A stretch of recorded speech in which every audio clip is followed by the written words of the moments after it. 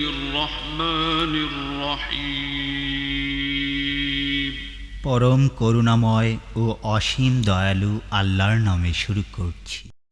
আসসালামু আলাইকুম ওয়া রাহমাতুল্লাহি ওয়া বারাকাতুহু। আশা করি সকল বন্ধুরা ভালো আছেন। আলহামদুলিল্লাহ, আপনাদের দোয়ায় আমরা অনেক ভালো আছি। তো বন্ধুরা, আমাদের মিজান এইচডি ভিডিও চ্যানেলটি যারা এই মুহূর্তে দেখতেছেন, সকলকে আন্তরিকভাবে শুভেচ্ছা ও অভিনন্দন। আর যারা আমাদের মিজান এইচডি ভিডিও চ্যানেলটি সাবস্ক্রাইব করে রেখেছেন, আপনাদের সকলকে আবারও আন্তরিকভাবে শুভেচ্ছা ও অভিনন্দন। আর যারা আমাদের চ্যানেলটি সাবস্ক্রাইব করেননি, অবশ্যই সাবস্ক্রাইব করে পাশে থাকা বেল আইকনটিতে ক্লিক করে রাখবেন, যাতে আমাদের নেক্সট ইসলামিক ভিডিওগুলো আপনার মোবাইলে নোটিফিকেশন হিসেবে চলে যায়। সকলে ভালো থাকবেন, সুস্থ থাকবেন। আসসালামু আলাইকুম ওয়া রাহমাতুল্লাহি তাআলা ওয়া বারাকাতুহু ওয়া মাগফিরাহ। সবাই উচ্চ আওয়াজে বলে আলহামদুলিল্লাহ, আর একটু জবান খুলে বলে আলহামদুলিল্লাহ। অত্যন্ত সুন্দর আলোচনা শুনেছি আজকের সম্মানিত প্রধান আকর্ষণ, সারা বাংলার আলোড়ন সৃষ্টিকারী সুমিষ্ট ভাষী মুজাহিদ আহলে সুন্নাত পীরজাদা আলহাজ হযরত মাওলানা কারি নজরুল ইসলাম আশিকি সাহেবের জবান থেকে আল্লাহ পাক ওনার হায়াত ও ইলমের দরজাত বুলন্দ করুক। সবাই বলি আমিন। আসলে বাবাজিরা, আমার গত বছর আসার সুযোগ হয়েছিল, আল্লাহ পাক এই বছর আসার সুযোগ দিয়েছেন। তো সকালবেলা বৃষ্টি হওয়ার কারণে হয়তো একটু কাদা হয়েছে, অনেকে বসতে একটু কষ্ট হচ্ছে। তারপরও আমি বলবো, যারা বাহিরে রাস্তাঘাটে দোকানপাটে বসে সময় নষ্ট করছেন, অনুগ্রহপূর্বক সময়টুকু নষ্ট না করে সবাই প্যান্ডেলে এসে বসেন, কারণ মাহফিলের একটা সৌন্দর্য আছে, ঠিক না? আর স্বেচ্ছাসেবকদেরকে বলবো, যদি নিচে যদি কাদা থাকে তাহলে গাঢ় কিছু দেওয়ার ব্যবস্থা করেন, গাঢ় কোনো কাপড় দিলেন যাতে করে তাদের কাপড় না ভিজে। এই জন্য সবাই মহব্বত নিয়ে বসে যান। আর বিশেষ করে যাদের সিনার মধ্যে নবী প্রেম আছে, তারাই নবীর বাগানে আসবে, ঠিক না? এই জন্য আমি বলবো, আপনারা নিজ নিজ দায়িত্বে সবাই জান্নাতের বাগানে চলে আসুন। সালাতু ওয়াসসালামু আলাইকা সাইয়্যিদি ইয়া রাসূলুল্লাহ, ওয়াসসালাতু ওয়াসসালামু আলাইকা সাইয়্যিদি ইয়া হাবিবাল্লাহ,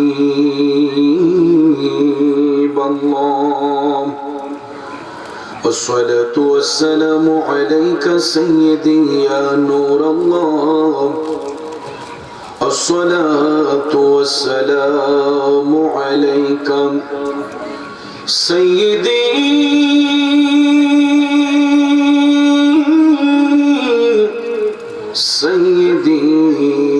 يا رحمة للعالمين.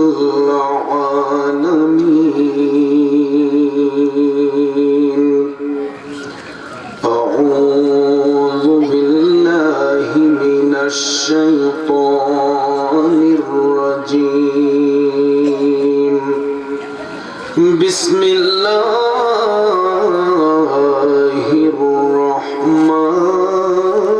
الرحمن الرحيم.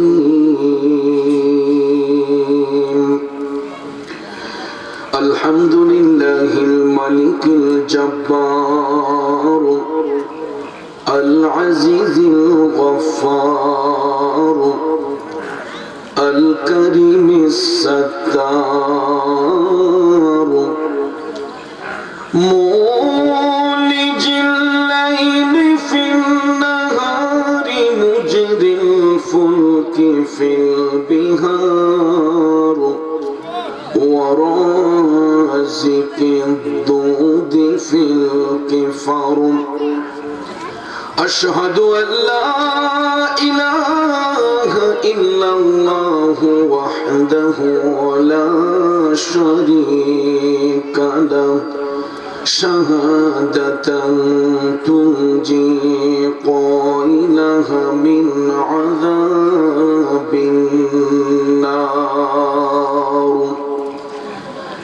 وأشهد أن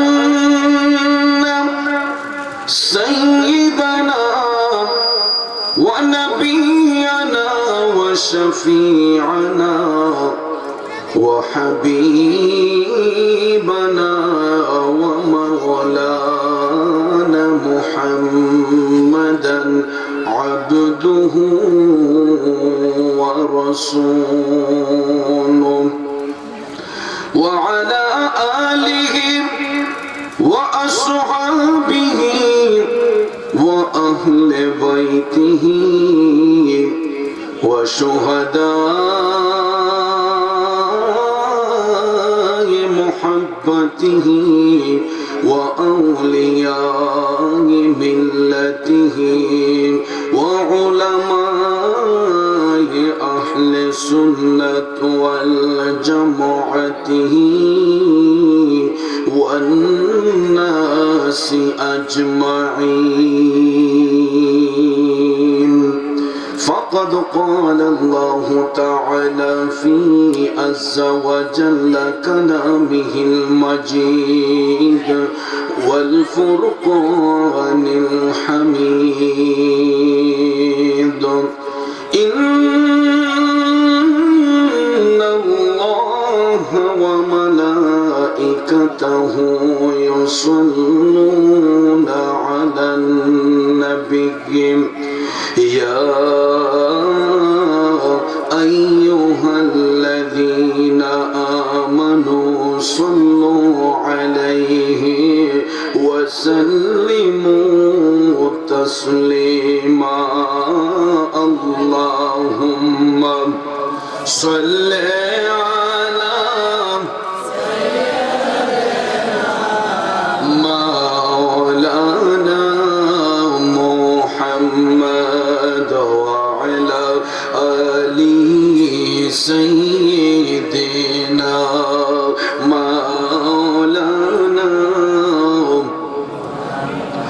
نازنین حضرات حق صدر بدر کائنات نوری چشمے انبیاء چشم چراغے ماتوی اللہم মাশাআল্লাহ জবান খুলে বলুন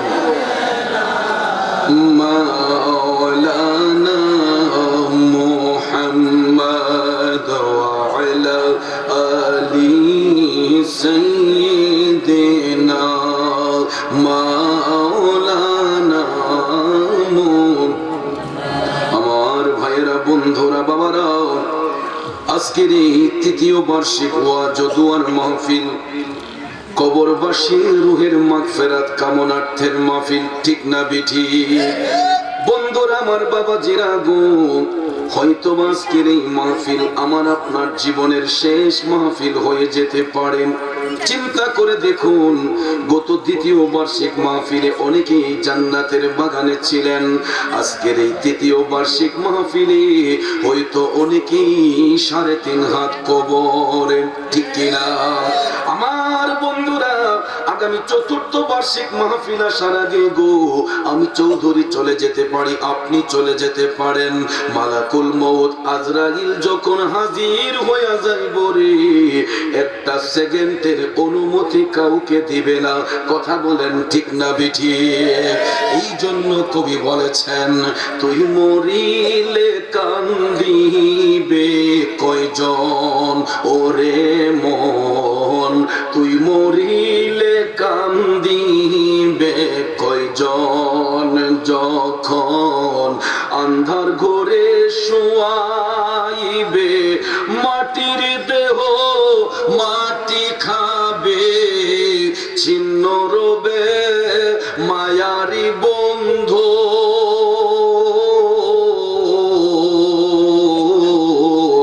তুই মরিলে কান্দিবে কয়জন, ঠিক না বেঠি? আমার ভাইয়েরা, দুইটা চক্ষু যখন বন্ধ হয়ে যাবে, আত্মীয় স্বজন ভাই বেড়াদ্দ সবাই খাটের উপর শোয়াইয়া 3.5 হাত কবরে যখন রেখে আসবে গো, বাবা বলেন, মা বলেন, বন্ধু বলেন, বান্ধব বলেন, পাড়া প্রতিবেশী ইষ্টি গোষ্ঠী যারা আছে, কেউ কারো কবরের সঙ্গী হবে না, হবেন শুধু একজন, যিনি হচ্ছেন উমারে।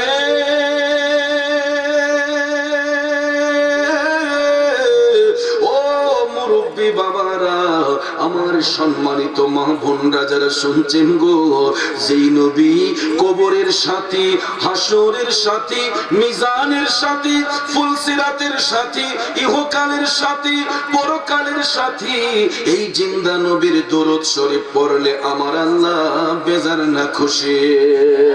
বন্ধুরা বাবারা, নবীজির দরুদ শরীফ পড়লে যদি আল্লাহ তাআলা খুশি হইয়া যায়, আসুন সমস্ত কৃপণতা ছেড়ে দিয়ে সবাই উচ্চ কণ্ঠে মায়ার নবীর দরুদ শরীফে মশগুল হয়ে যায়। আল্লাহুম্মা, মাশাআল্লাহ, জবান খুলে বলুন, মাওলানা মুহাম্মদ ওয়া আলা আলি সাইয়্যিদিনা মাওলানা। ও বন্ধুরা, আমার বাবাজিরা গো, একটাবার জীবনের গুনার দিকে খেয়াল করুন বাবারা।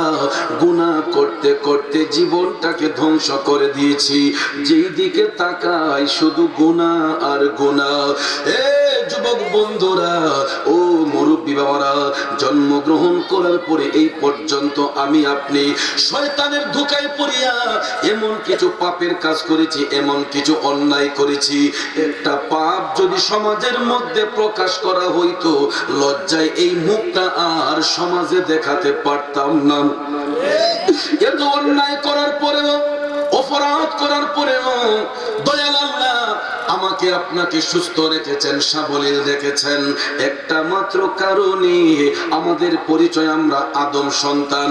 চোখের দ্বারা, হাতের দ্বারা, পায়ের দ্বারা, ব্যবহারের দ্বারা আমি আপনি গুনাহ করতেই পারি। এই জন্য আমার আপনার গুনাহ মাফ করার জন্য দয়াল আল্লাহর একটা নাম মুবারক হচ্ছে গাফফার, ঠিক কিনা? ইয়া গাফুর রাহিম নাম তোমার আল্লাহ, হো আল্লাহ, হো আল্লাহ। ইয়া গাফুর রাহিম নাম তোমার আল্লাহ, হো আল্লাহ, হো আল্লাহ।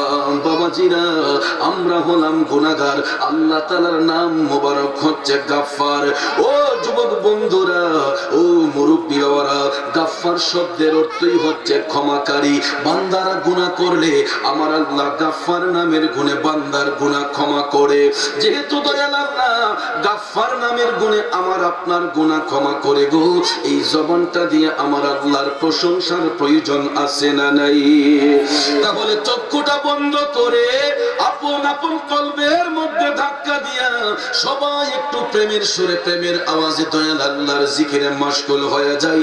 উচ্চ কণ্ঠে সবাই আমার সাথে জিকির করুন, আল্লাহ ইলাহা ইল্লাল্লাহ, লা ইলাহা ইল্লাল্লাহ, লা ইলাহা, ও লা ইলাহা ইল্লাল্লাহ, লা ইলাহা ইল্লাল্লাহ, লা ইলাহা ইল্লাল্লাহ, জুরে লা ইলাহা, ও লা ইলাহা ইল্লাল্লাহ, লা ইলাহা ইল্লাল্লাহ, লা ইলাহা ইল্লাল্লাহ, লা ইলাহা ইল্লাল্লাহ, লা ইলাহা ইল্লাল্লাহ, লা ইলাহা ইল্লাল্লাহ।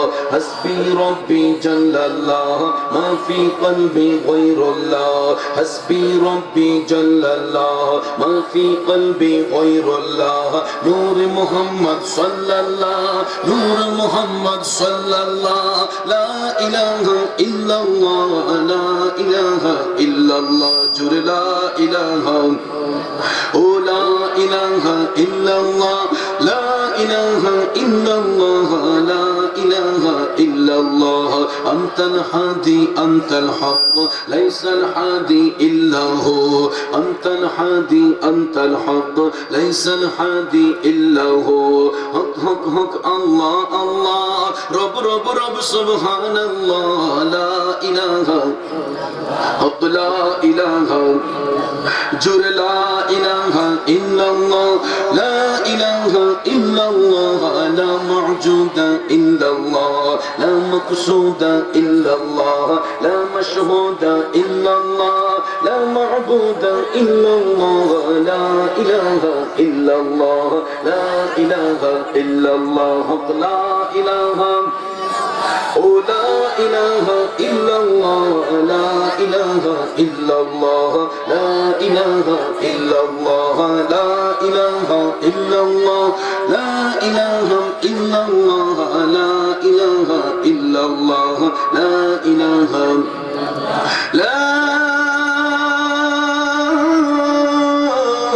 إله إلا الله محمد رسول الله صلى الله عليه وسلم زبان খুলে বলুন সুবহানাল্লাহ বিসমিল্লাহির রহমানির রহিম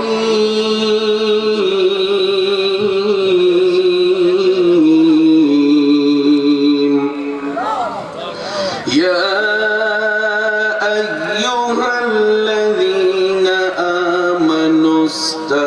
استجيبوا لله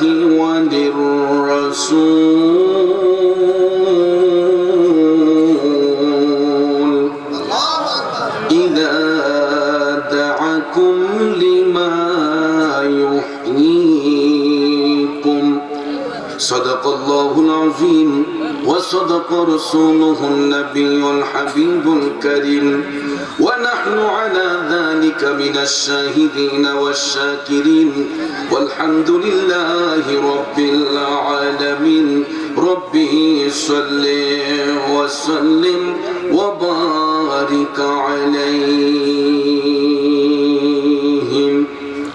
কেন এত ভালো লাগে আমার নূর নবীর নাম আরো ভালো লাগে নবীর দরুদ সালাম আরো ভালো লাগে নবীর দরুদ সালাম বলুন এত ভালো লাগে আমার নূর নবীর নাম আরো ভালো লাগে নবীর দরুদ সালাম আম্মা বাদ উপস্থিত ছয় ঋতুর দেশ প্রাকৃতিক লীলাভূমির অপরূপ চিরসবুজ সোনার বাংলাদেশে ঐতিহ্যবাহী ব্রাহ্মণবাড়িয়া জেলার অন্তর্গত নবীনগর থানাধীন দোলাবাড়ি উত্তরপাড়া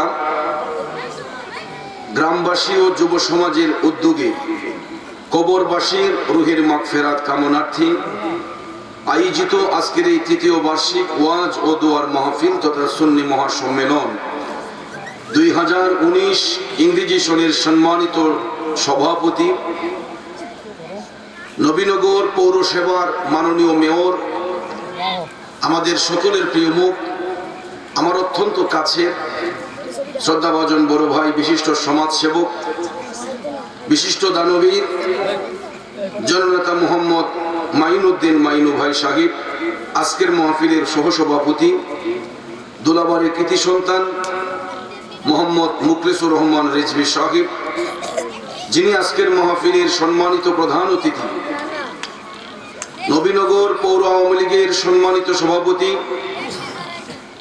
ব্রাহ্মণবাড়িয়া জেলা পরিষদের মাননীয় সদস্য বাংলা মায়ের কৃতি সন্তান বীর মুক্তিযোদ্ধা জননেতা আলহাজ মোহাম্মদ বুরহানুদ্দিন আহমেদ সাহিব মাহফিলের সম্মানিত বিশেষ অতিথিদের মধ্যে যিনাদের নাম এসেছে মোহাম্মদ জাহাঙ্গীর আলম সাহিব মোহাম্মদ দুলাল মিয়া সাহিব মোহাম্মদ সোহাগ মিয়া সাহিব ও মোহাম্মদ শরাফ মিয়া সাহিব মাহফিলের প্রধান পৃষ্ঠপোষক মোহাম্মদ জাকির হোসেন সাহিব মোহাম্মদ জসিমউদ্দিন গাজী সাহিব ও মোহাম্মদ ইয়ার হোসেন সাহিব সহ আজকের মাহফিলের সম্মানিত আলোচক বৃন্দ উপদেষ্টা মণ্ডলীর সম্মানিত সদস্য বৃন্দ মাহফিল পরিচালনার দায়িত্বে যিনি রয়েছেন হযরত মাওলানা শামসুল হক সাহিব জিদা মাজদুহু মঞ্চ উপবিষ্ট আমার তরিকতপন্থী মুরব্বী বাবারা সুশিক্ষিত আমার কৃষক শ্রমিক চাকরিজীবী ব্যবসায়ী সাংবাদিক শিক্ষক প্রশাসনিক গোয়েন্দা বিভাগের সম্মানিত ভাইয়েরা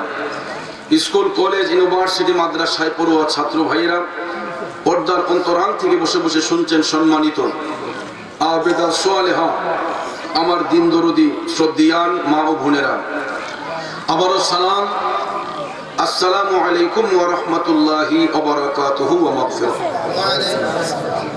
রব্বুল ইজ্জতের আলিশান দরবারে লাখো কোটি শুকর গুজার করার পর প্রিয় নবী সরকার দু আলম নূরে মুজাসসাম নূরুন আলা নূর দু জাহানের সরদার উম্মতের দরদি শাফাতের কান্ডারি হায়াতুন নবী জিন্দা নবী মুহাম্মদুর রাসূলুল্লাহ সাল্লাল্লাহু তাআলা আলাইহি ওয়াসাল্লাম এর শানে নাতে মুস্তাফা দুরুদে মুস্তাফা সাল্লাল্লাহু আলাইহি ওয়াসাল্লাম পরিবেশন করে আপনাদের খেদমতে মহাগ্রন্থ আল কোরআনুল কারীমের 6666 আয়াতে পাকের মধ্য হতে 114 খানা সূরার সর্ববৃহৎ সূরা সূরাতুল বাকারা 283 নম্বর আয়াতে পাকের কিছু অংশ তেলাওয়াত করেছি। আলহামদুলিল্লাহ বলেন।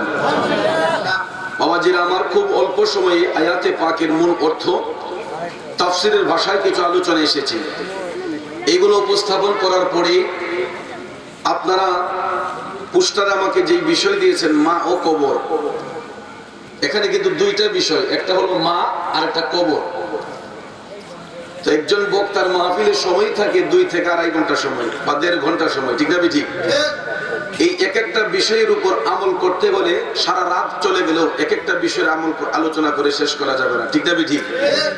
তারপর আমি যে আয়াতে পাকের তেলাওয়াত করেছি, এই আয়াতে পাকের তাফসীরের ভিতরে কবরের আলোচনা আসবে, মায়ের আলোচনা আসবে আমার নবীর তাজিমের মাধ্যমে, ঠিক না ঠিক? আল্লাহ পাক আমাদের সকলকে বুঝার তৌফিক দান করুক, সবাই বলি আমিন। আর একটু জোরে বলি আমিন। বিসমিল্লাহির রহমানির রহিম। ইয়া আইয়ুহাল্লাযীনা আমানুস্তাজিবু লিল্লাহি ওয়া লির-রাসূল। জবান খুলে বলুন আল্লাহু আকবার। আমার বাবাজিরা, এই পবিত্র আয়াতে পাকের মাধ্যমে আমার আল্লাহ পৃথিবীর সমস্ত মানব জাতিকে আহ্বান করেন নাই। মানব জাতির মধ্য হতে যাদেরকে আল্লাহ ভালোবেসেছেন, ভালোবেসে তাদেরকে আল্লাহ ইমানদার বলেছেন। এই জন্য সমস্ত আদমকে না ডাইকা আল্লাহ ইমানদারদেরকে ডেকে বলতেছেন, ইয়া আইয়ুহাল্লাযীনা আমানু, হে আমার ইমানদারের দলেরা, ইস্তাজিবু লিল্লাহি ওয়া লির-রাসূল, আল্লাহ এবং তার রাসূলের ডাকে সাড়া দাও। সাথে সাথে বলেছেন, ইযা দাআকুম লিমা ইউহয়িকুম, যখন রাসূল তোমাদিগকে এমন কিছুর প্রতি আহ্বান করে যা তোমাদিগকে পূর্ণ জীবন দান করে। জোরে বলুন ঘোষণাটা কার? ও বন্ধুরা, এই হলো আয়াতে পাকের সরল তরজমা। আসুন এবার বিস্তারিত ব্যাখ্যার দিকে চলে যাই। জগতের বন্ধুরা রে, ও মুরব্বী বাবারা, আমার সম্মানিত মা বোনরা যারা শুনছেন গো, সুপ্রসিদ্ধ তাফসীরের কিতাব তাফসীর রুহুল বায়ানের মধ্যে এই আয়াতে পাকের তাফসীর করতে গিয়ে মুফাসসিরিনে কেরাম বলেছেন, আমার আল্লাহ তো ইচ্ছে করলে এই আয়াতে পাকের মধ্যে আমানু শব্দটি ব্যবহার না করে পৃথিবীর সমস্ত মানব জাতিকে ডাইকা আল্লাহ তো ইচ্ছে করলে বলতে পারতেন, ইয়া আইয়ুহান নাস, হে মানব জাতি, ঠিক কি না? বাবাজিরা আমার, গভীর মনোযোগ। আল্লাহ তাআলা হে মানব জাতি বলে পৃথিবীর সব আদম সন্তানকে ডাকেন নাই, বাছাই করে আল্লাহ তাআলা ঈমানদারদেরকে ডাকলেন। এখন প্রশ্ন হলো, সবাইকে না ডাইকা আল্লাহ তাআলা ঈমানদারদেরকে ডাকলেন কেন? বুঝুন তাহলে। এই জন্য আল্লাহ তাআলা ঈমানদারদেরকে ডেকেছেন। পৃথিবীর জমিনে আমার আল্লাহ যত আদম সন্তান সৃষ্টি করেছেন, এক একটা আদম সন্তান এক একটা ধর্মে বিভক্ত। কেউ আছে হিন্দু ধর্মে, কেউ আছে খ্রিস্টান ধর্মে, কেউ আছে বৌদ্ধ ধর্মে, আবার আমরা আছি মুসলিম ধর্মে, ঠিক না ঠিক? আমার বাবাজিরা, পৃথিবীর মধ্যে যত ধর্মের অনুসারী লোক রয়েছে, সব ধর্মের লোকেরা আল্লাহ মানে, পরকাল মানে, একমাত্র না মানে না নাস্তিক যারা পৃথিবীর জমিনে 4.5 কোটির উপরে নাস্তিক আছে রে বাবা। যারা নাস্তিক এরা আল্লাহ পর্যন্ত বিশ্বাস করে না, বিনা হিসেবে নাস্তিকরা হইল জাহান্নামী। তাছাড়া যারা ধর্মের অনুসারী, প্রত্যেক ধর্মের লোকেরা সৃষ্টিকর্তা আল্লাহ বিশ্বাস করে, পরকাল বিশ্বাস করে। ও মুসলমান বলুন তো, সব ধর্মের লোকেরা কি আমার নবীরে বিশ্বাস করে? করেনি। হিন্দু বলেন, বৌদ্ধ বলেন, খ্রিস্টান বলেন, ইহুদি বলেন, নাসারা বলেন, মুসলমানের মধ্যেও কিছু কিছু মুসলমান আমার নবী মানার বেলায় একটু ব্যতিক্রম। কথা কোন ঠিক কিনা? এই জন্য বাবাজিরা গো, সব মুসলমান সমান নয়, মুসলমান দুই ভাগে বিভক্ত। কিছু কিছু মুসলমান হবে মুমিন, কিছু কিছু মুসলমান হবে মুনাফিক। ঠিক কিনা? এই জন্য আল্লাহ তাআলা জানতেন এই পৃথিবীর মধ্যে বিয়াদবের রাসূল থাকবে, দুশমনের রাসূল থাকবে। এই জন্য আয়াতে পাকের মাধ্যমে আল্লাহ তাআলা কোনো মুনাফিক বেঈমানকে ডাকেন নাই, সবাইকে উদ্দেশ্য করে আল্লাহ ডাকেন নাই। আল্লাহ তাআলা ঈমানদারদেরকে উদ্দেশ্য করে আলাদা করে বলতেছেন, ইয়া আইয়ুহাল্লাযীনা আমানু, হে আমার ঈমানদারগণ। এখন ঈমানদারের পরিচয় হইল যারা আমার দয়াল নবীকে বিশ্বাস করবে গো, তারাই হবে মুমিন, তারাই হবে ঈমানদার। কথা বলেন ঠিক কিনা? আর যারা হয় ঈমানদার তারা হয়ে যায় আল্লাহর বন্ধু। এই জন্য আমার আল্লাহ বলতেছেন, হে আমার ঈমানদারের দলেরা, ইস্তাজিবু লিল্লাহি ওয়া লির রাসূল, আল্লাহ এবং তার রাসূলের ডাকে সাড়া দাও। বাবাজিরা আমার, এখন আরেকটা প্রশ্ন হলো, আল্লাহর ডাকের সঙ্গে আমার নবীর ডাক কেন যুক্ত করা হইল? বুঝা লাগতো না? আল্লাহ তো নবীজির ডাক নাও টানতে পারতেন, ইচ্ছে করলে ইয়া আইয়ুহাল্লাযীনা আমানু ইস্তাজিবু লিল্লাহ এই কথা বলে আল্লাহ শেষ করতে পারতেন। কথা কোন ঠিক না বেঠিক? এখানে ওয়ালির রাসূল এই শব্দটা ব্যবহার করা হইল কেন? বাবাজিরা আমার, আল্লাহ তাআলা জানতেন এই পৃথিবীর মধ্যে কিছু কিছু বিয়াদব থাকবে যারা নবীর ডাককে শ্রদ্ধা করবে না, নবীকে সম্মান দিবে না, নবীজিকে ইজ্জত দিবে না। এই জন্য আল্লাহ তাআলা ঈমানদারদেরকে ডেকে বলতেছেন, ওই আমার ঈমানদারের দলেরা, ইস্তাজিবু লিল্লাহি ওয়া লির রাসূল, আল্লাহ এবং তার রাসূলের ডাকে সাড়া দাও। এখন প্রশ্ন হলো, আল্লাহর ডাকের সঙ্গে নবীর ডাক কেন যুক্ত করা হইল? আমার শিক্ষিত ভাইয়েরা, এই জন্য নবীজির ডাক যুক্ত করা হয়েছে। সৃষ্টির কোন বস্তুকে আমার আল্লাহ ডাইরেক্টলি ডাকে না। বলুন তো মুসলমান, বুকে হাত দিয়ে একবার কি বলতে পারবেন কেউ কি আল্লাহ তাআলার ডাইরেক্ট কোন ডাক শুনছেন? আল্লাহ তাআলা ডাইরেক্ট কাউকে ডাকে না। আমার আল্লাহ তাআলার ডাকের মাধ্যম হলেন দু জাহানের সরদার নবী মুহাম্মদুর রাসূলুল্লাহ সাল্লাল্লাহু আলাইহি ওয়াসাল্লাম। কথা বলেন ঠিক কিনা? এই জন্য আমি গুনাহগার লিখেছি, মদিনা আমার জান, মদিনা আমার প্রাণ, মদিনাতে আছেন আমার জানের জান। ঠিক না বিঠে? ও গো মদিনা আমায় ডাকো না, ও গো মদিনা আমায় ডাকো না, তোমায় দেখার তোরে আমার মন হলো আনচান, তোমায় দেখার তোরে আমার মন হলো আনচান। বলো না মদিনা আমার জান, মদিনা আমার প্রাণ, মদিনাতে আছেন আমার জানের জান। রব্বুল আলামিন তোমারই বুকে পাঠাইলেন আমার প্রিয় নবীকে। ঠিক না? সেই কারণে নবীর বাগানে, সেই কারণে নবীর বাগানে পাওয়া যায় কোরআন হাদিস দ্বীন ও ঈমান। কথা বলেন ঠিক কিনা? আমার ভাইরা বন্ধুরা বাবাজিরা গো, চিন্তা করে দেখুন, দয়াল নবী তশরিফ না আনলে আজকে আল্লাহর পরিচয় আমরা পাইতাম না। যদি নবী তশরিফ না আনতেন আজকে কবর দেশের অবস্থা সম্পর্কে জানতাম না। যদি নবী তশরিফ না আনতেন মায়ের তাজিম কিভাবে করতে হয় সেটাও জানতাম না।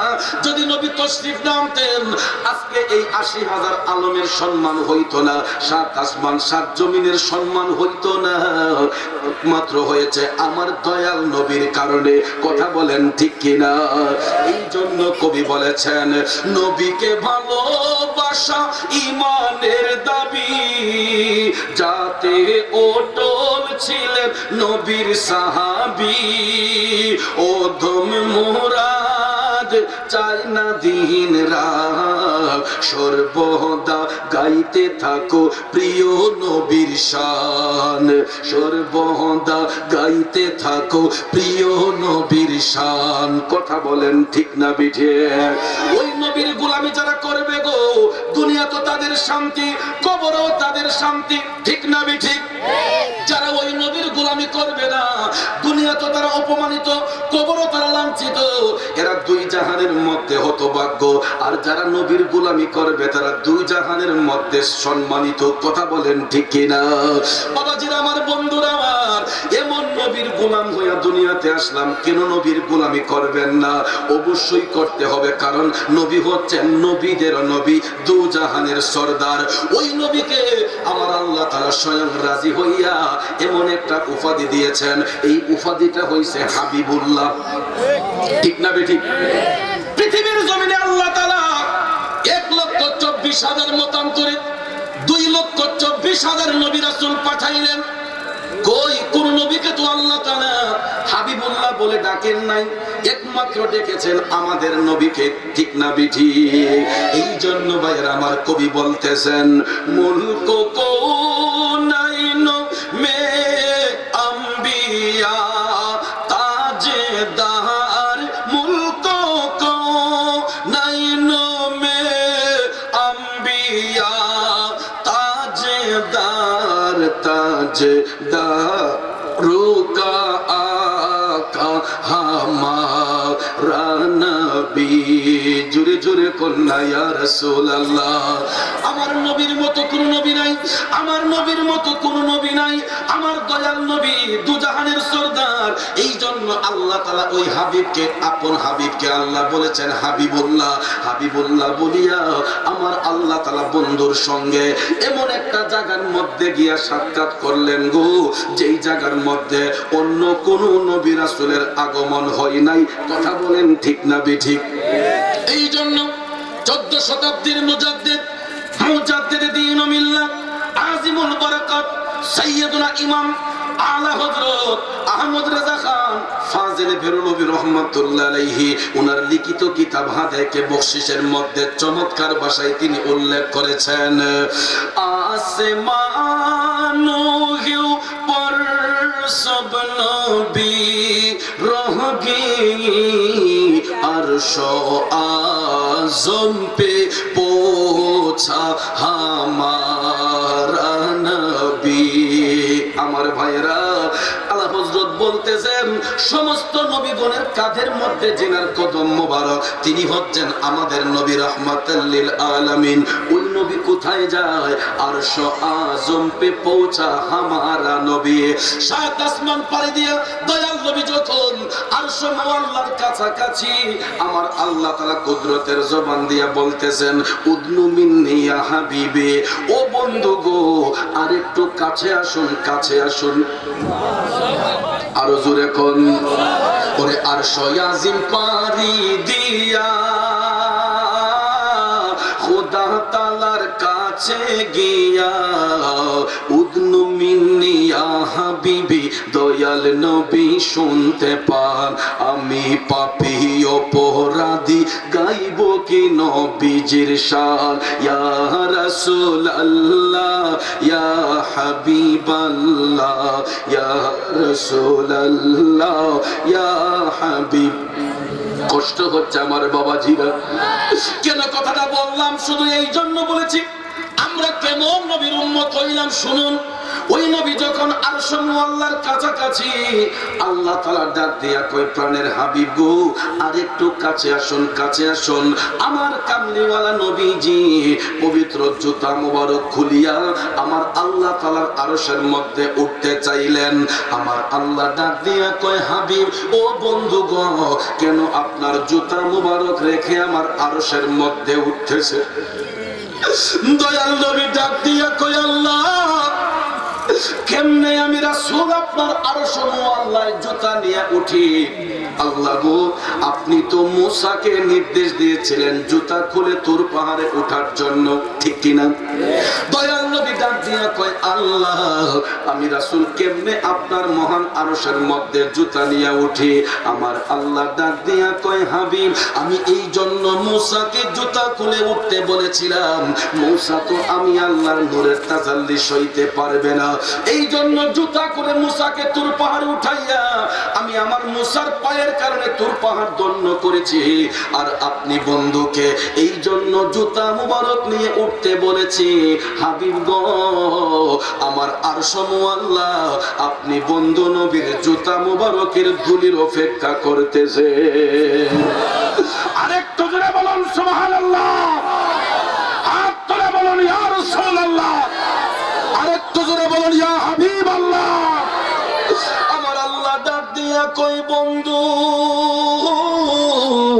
ও প্রাণের হাবিব গো, আপনার জুতা মুবারকের ধুলি দিয়া আমি আল্লাহর আরশটারে ধন্য করে দেন। আরেকটু জোরে বলুন সুবহানাল্লাহ। ওরে আরশ কুরসি যার পায়ের ধুলা মাখি তো চাই সারা বেলা, উম্মতের দরদি এমন আর তো দেখি না, উম্মতের দরদি এমন আর তো দেখি না। ও মুসাফির জিয়ারতে চলো মদিনা, সেথায় আছেন নূর নবীজি দয়ার খাজিনা।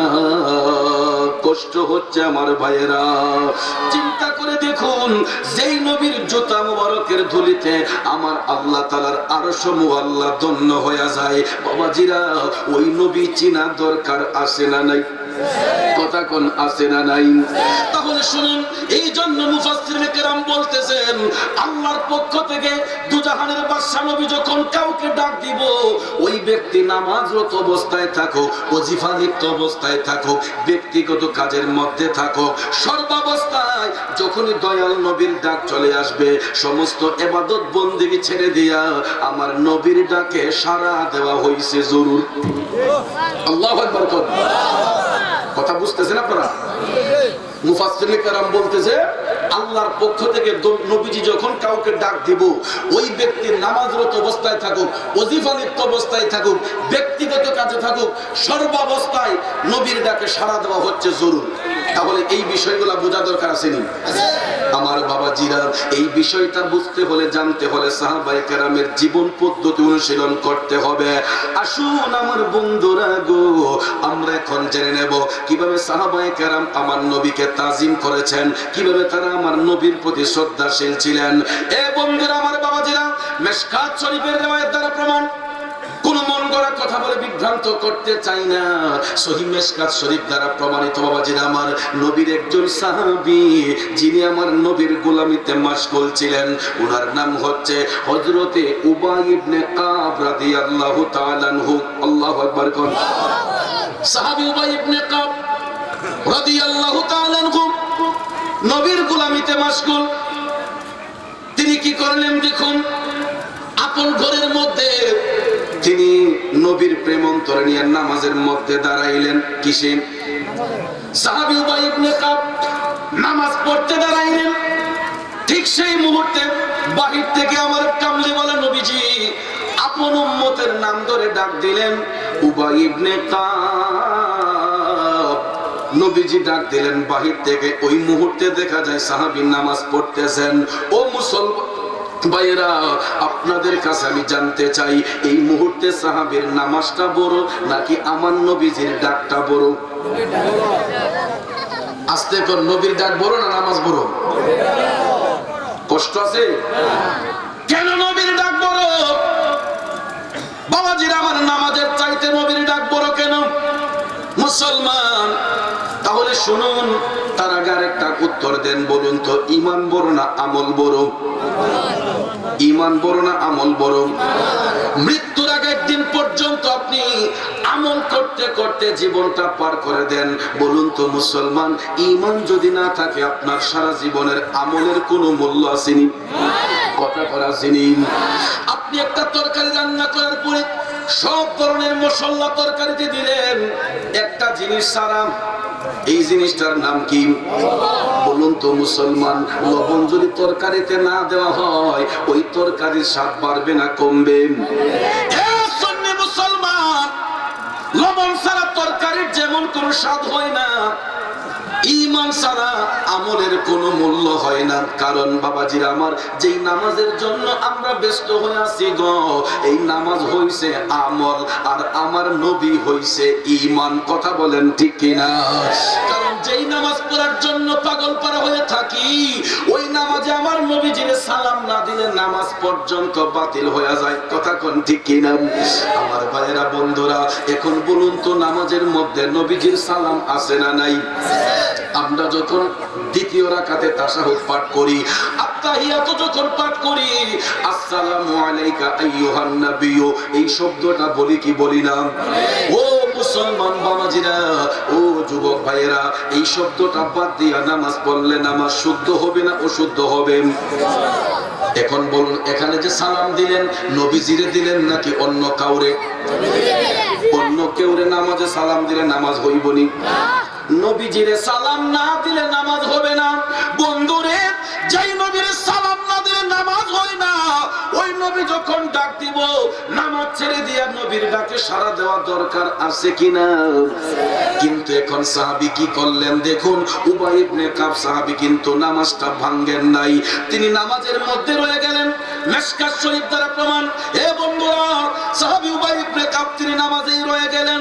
নামাজ আদায় করিয়া আমার দয়াল নবীর কাছে হাজির হলেন। লাব্বাইক ইয়া রাসূলুল্লাহ বলে আমার নবীর কদমে গিয়ে হাজির হইলেন। এবার নবী ডাক দিয়া কয়, উবাই ইবনে কাব, আমি রাসূল তো তোমাকে একটু আগেই ডেকেছিলাম। হে উবাই ইবনে কাব, তুমি আসতে দেরি করলা কেন? আরো জোরে বলেন সুবহানাল্লাহ। নবীর ডাক দিয়ে বলতেছেন, হে উবাই ইবনে কাব, আমি তো তোমারে একটু আগেই ডাকছিলাম, তুমি আসতে দেরি করলা কেন? দুর্বল লাগছে নি? হয় আমার নবী আপন উম্মতকে চার্জ করতেছেন, হে উবাই ইবনে কাব, আমি তো তোমারে কিছুক্ষণ আগেই ডেকেছিলাম, আসতে তুমি দেরি করলা কেন? সাহাবী লজ্জায় কাতর ডাক দিয়া কয়, নবী গো, ইয়া রাসূলুল্লাহ, আপনি যখন ডেকেছিলেন আমি গোলাম তখন নামাজের মধ্যে ছিলাম। কিসে?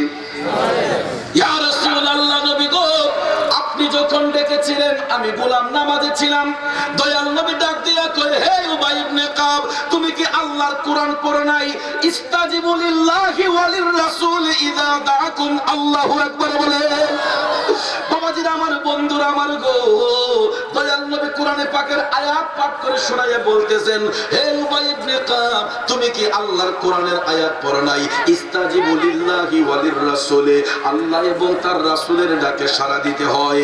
এই কথা না বলতে গো, সাহাবী ডাক দিয়া কয়, নবী গো, আজকের মতো গোলামকে maaf করেন, আর কোনোদিন এই রকম বেয়াদবি করব না। জোরে জোরে বলুন না সুবহানাল্লাহ। একটু দরুদ শরীফ পড়ুন, আল্লাহুম্মা সাল্লি আলা। এই আপনারা বসেন। পর দরুদ বেজেন দয়াল প্রভু রব্বানা, আল্লাহুম্মা সাল্লি আলা। আপনারা আগে বসেন। মুহাম্মাদ নাবিয়ানা। এই যুবকরা আপনারা বসেন তো, মাহফিলের পরিবেশ নষ্ট করেন না।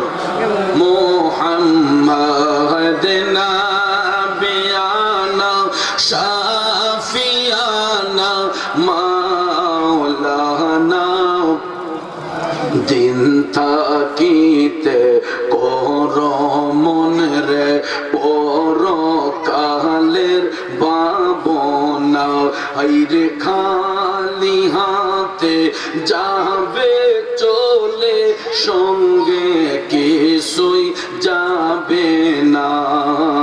আল্লাহুম্মা সাল্লি আলা সাইয়্যিদ। এত সুন্দর একটা পরিবেশ নষ্ট করেন কেন? সবাই বসেন। আদনা বিয়ানা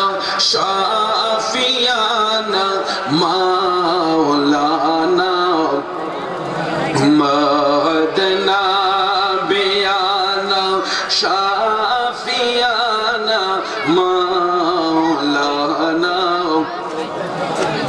لا إله إلا الله محمد رسول الله صلى الله عليه وسلم সকলে বলি মারহাবা আর একটু জোরে বলি মারহাবা আমার বাবাজিরা গো বলতেছিলাম কি আমার নবী ডাক দিয়ে কয় হে উবাই ইবনে কাব আমি রাসূল তো তোমাকে কিছুক্ষণ আগেই ডেকেছিলাম আসতে তুমি দেরি করলা কেন সাহাবী ডাক দিয়া কয় নবী গো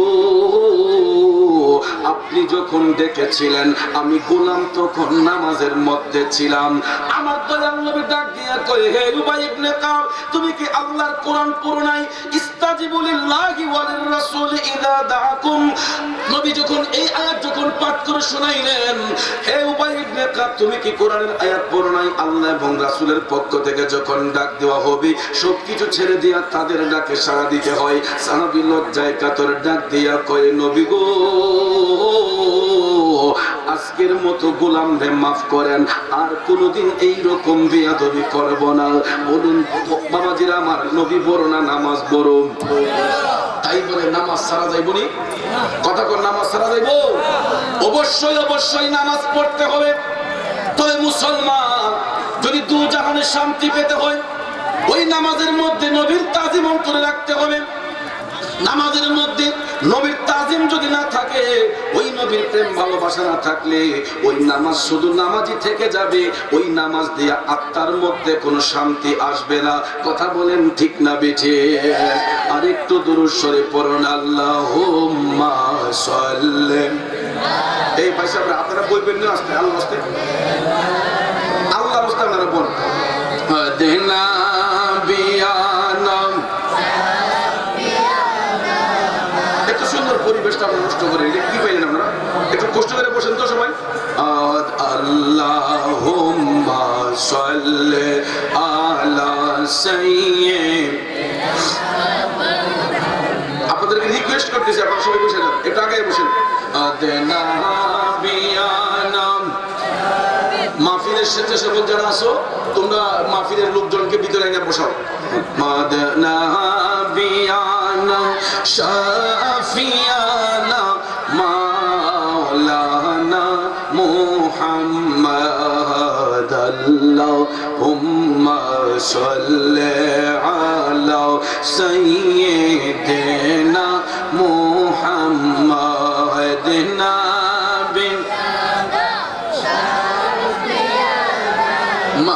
মাওলানা মুহাম্মদ নাবিয়ানা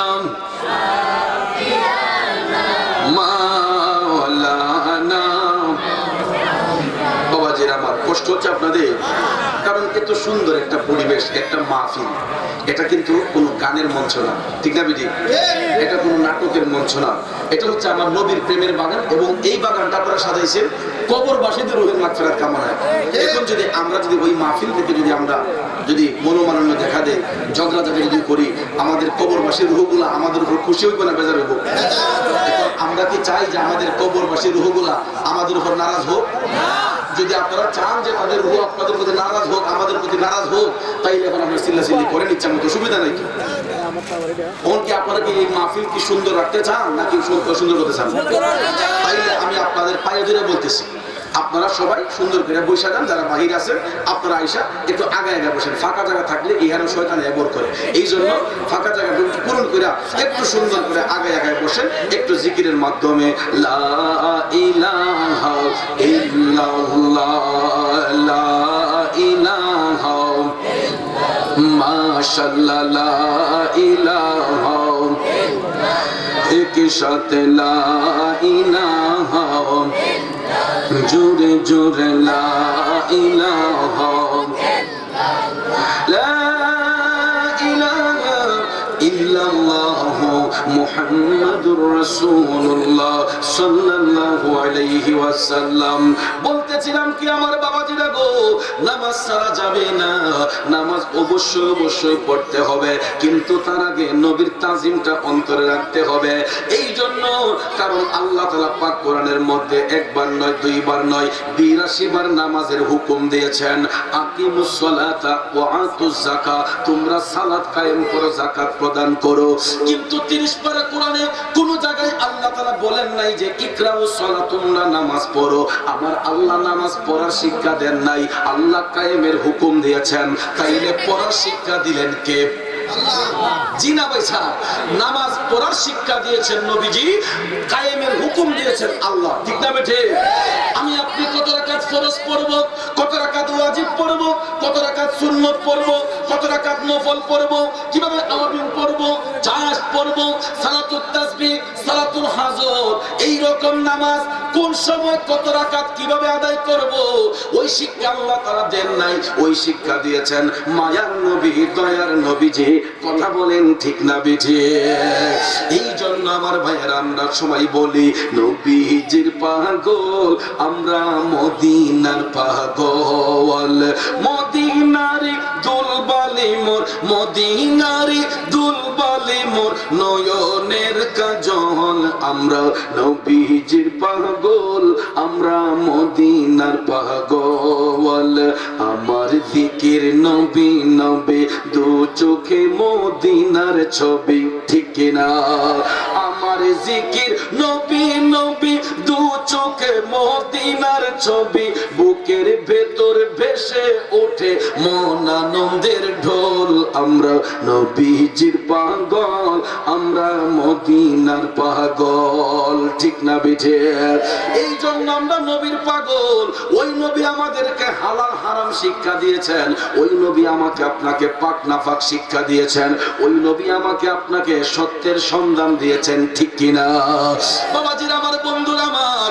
এই জন্য দেখুন নামাজ আদায় কইরা নবীর তাজিম অন্তরে রাখলেন কিভাবে।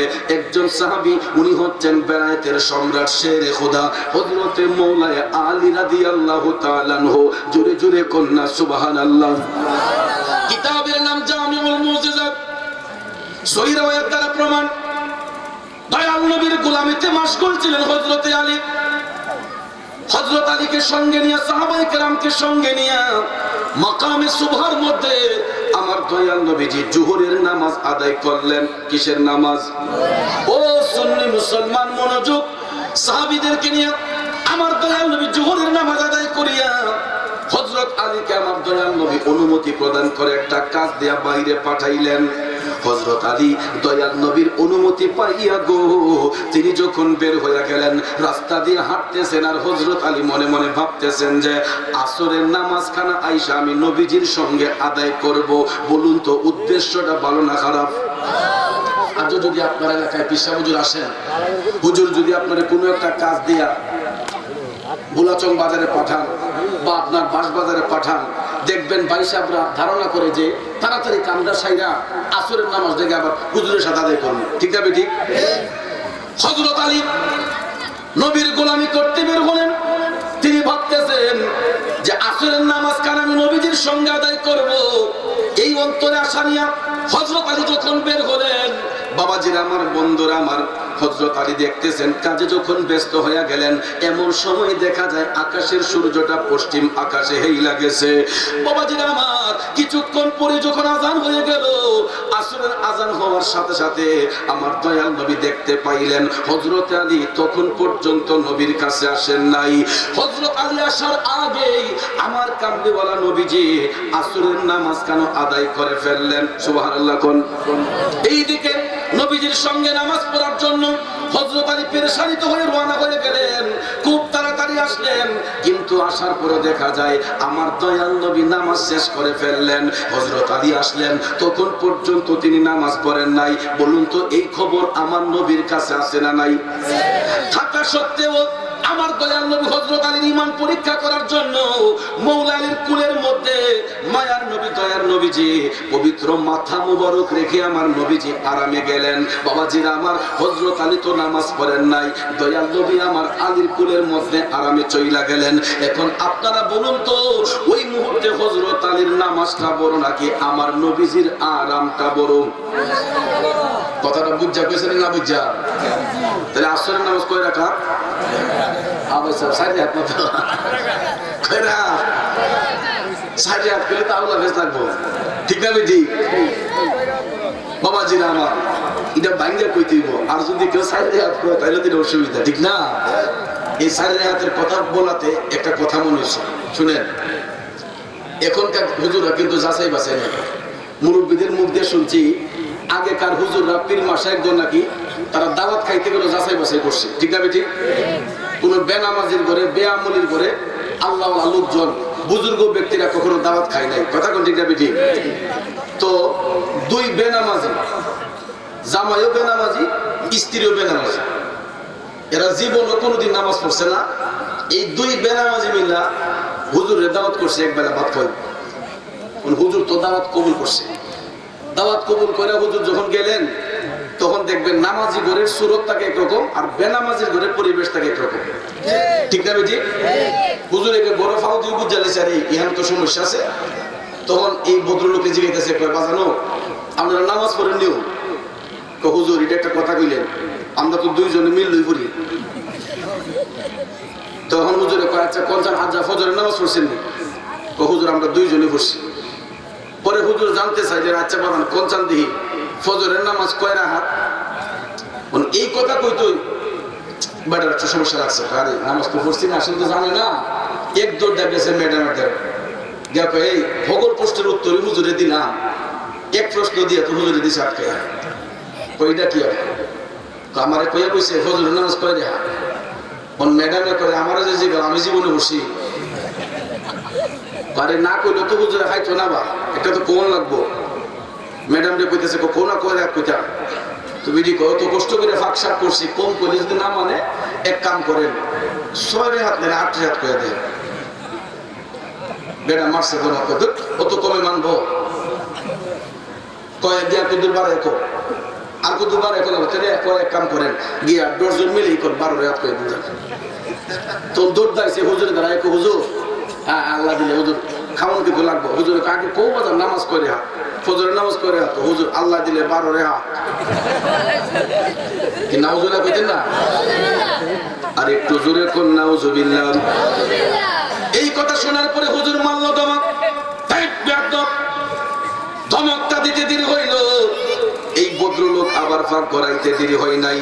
আয়ো সেলিয়া তো লইছে লইয়া ম্যাডাম রে কয় তুই 6 আর আপলিয়া বইয়ের 6 আমি 12 কইছি বেটা মানে না কয়ে করস কয় হালি দিয়া কইলাম 12 নিয়ে আমারে মারছে ধমক। কই তাইলে হল কোনটা করি? কয় আর হল কোনটা করলাম বাড়াই কত দূর কইবেন? কখন কি একবারে বরাবর 16 রাত কইয়া দেন মানে জোরে কোন না নাউজুবিল্লাহ। আর একটা দৌড় দিয়ে আইছে কয় হুজুর আল্লাহ দিলে খাইতে হবে। হুজুর কয় আগে বলো নামাজ কয় রাকাত? কয় হুজুর আল্লাহ দিলে 16 রাকাত। হুজুর ডাক দিয়া কয় বাবা রে ভালো করে বুঝে গেলাম তুমিও বেনামাজি তোমার স্ত্রীও বেনামাজি, কাজেই কোনো বেনামাজির ঘরে আমি হুজুর খাবার খাইতে পারি না। এই কথা বইলা হুজুর বের হয়ে গেলেন। এমন সময় ভদ্রলোক হুজুরের পায়ে ধইরা ফেলছে, হুজুর আল্লাহর রাস্তায় মাফ করেন, আমি আজকের পরে তওবা করতেছি হুজুর, আর জিন্দেগিতে কোনোদিন নামাজ কাজা করব না। এই কথা বলাতে হুজুর ডাক দিয়া কয় বাবা রে যদি তুমি সত্যিকারে তওবা করো তাইলে আমি একটা শর্তে তোমার ঘরে খাবার খাইতে পারি। কয় হুজুর বলুন কি শর্ত? হুজুর বলতেছে বাবা তাইলে সঠিকভাবে তওবা করো, আজকের পর আর কোনোদিন নামাজ ছাড়বা না। কয় জি হুজুর আমি আজকের পর থেকে আর নামাজ ছাড়বো না। তখন হুজুর শিখাইয়া দিলে বাবাজি ফজরের নামাজ 12 রাকাত নয় 16 রাকাত নয়, ফজরের নামাজ হইল রে বাবা 4 রাকাত, 2 রাকাত সুন্নাত 2 রাকাত ফরজ, ঠিক না বিধি? এই কথা বলার পরে হুজুর বললেন বাবা আজকে তুমি জোহরের নামাজ আজকে নামাজ আদায় করো, আগামী কালকে জোহরের নামাজ আদায় করে আমি তোমার সঙ্গে বৈশা তোমার ঘরে খাবার খাইবো। এই কথা বইলা হুজুর চইলা গেলেন। বাবাজিরা আমার যাক সেই দিকে যাচ্ছি না। আবার সুন্নত কিন্তু 2 প্রকার। একটা সুন্নতে মুআক্কাদা, সুন্নতে জায়েদা। সুন্নতে মুআক্কাদা বাধ্যতামূলক করতে হবে, সুন্নতে জায়েদা কারণবশত ইনকেস যদি কেউ নাও পড়ে, এটার জন্য আল্লাহ তাআলা আপনাকে ক্ষমার একটা ব্যবস্থা করে রাখছে। বাবাজিরা আমার, বন্ধুরা আমার, আসুন মূল কথায় চলে যাই। হযরত আলী সুন্নত পড়েন নাই, ফরজও পড়েন নাই। বাবাজিরা আমার, বন্ধুরা আমার, এখন আপনারা বলুন ফরজ বড় নাকি নবীর আরামটা বড়? মুসলমান এই জন্য নবীর আরাম বড়। ফরজ, ওয়াজিব, সুন্নত, নফল, মুস্তাহাব এসব কিছু হইছে আমল, আমার নবী হইছে ঈমান। কথা বলেন ঠিক কিনা? এসব কিছু হইছে আমল।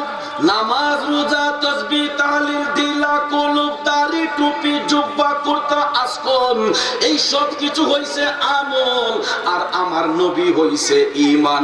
আজকে যে কবর আলোচনা দিলেন এটা একটা আমল, মায়ের কথা বললেন এটা একটা আমল, যাবতীয় সব কিছু আমল, আর আমার নবী হইছে ঈমান। ওই নবীকে যারা চিনলো তারা কবর চিনলো, ওই নবীকে যারা চিনলো তারা মাতা পিতার হক জানলো, ওই নবীকে যারা চিনলো তারা হালাল হারাম চিনলো, ওই নবীকে যারা চিনলো তারা নামাজ রোজা চিনলো। ঠিক না বেঠে? কারণ বাবাজিরা আমার, বন্ধুরা আমার, এমন নবীর উম্মত হইলাম গো, উনি শুধু দুনিয়ার সাথী নয়, আমার নবী হইছে কবরেরও সাথী। ঠিক না বেঠে? এই জন্য কবির বলেছেন, কবর হাসর ফুলসিরাতে কোনো আপন পাবে না, কবর হাসর ফুলসিরাতে কোনো আপন পাবে না, যে জন পাবে সে জন হবে শাহী মদিনা। উম্মতের কষ্ট নবী, উম্মতের কষ্ট নবী সইতে পারে না, যে জন হবে আপনা সেই তো মদিনা। আওয়াজ দিয়ে বলুন ঠিক না বেঠে?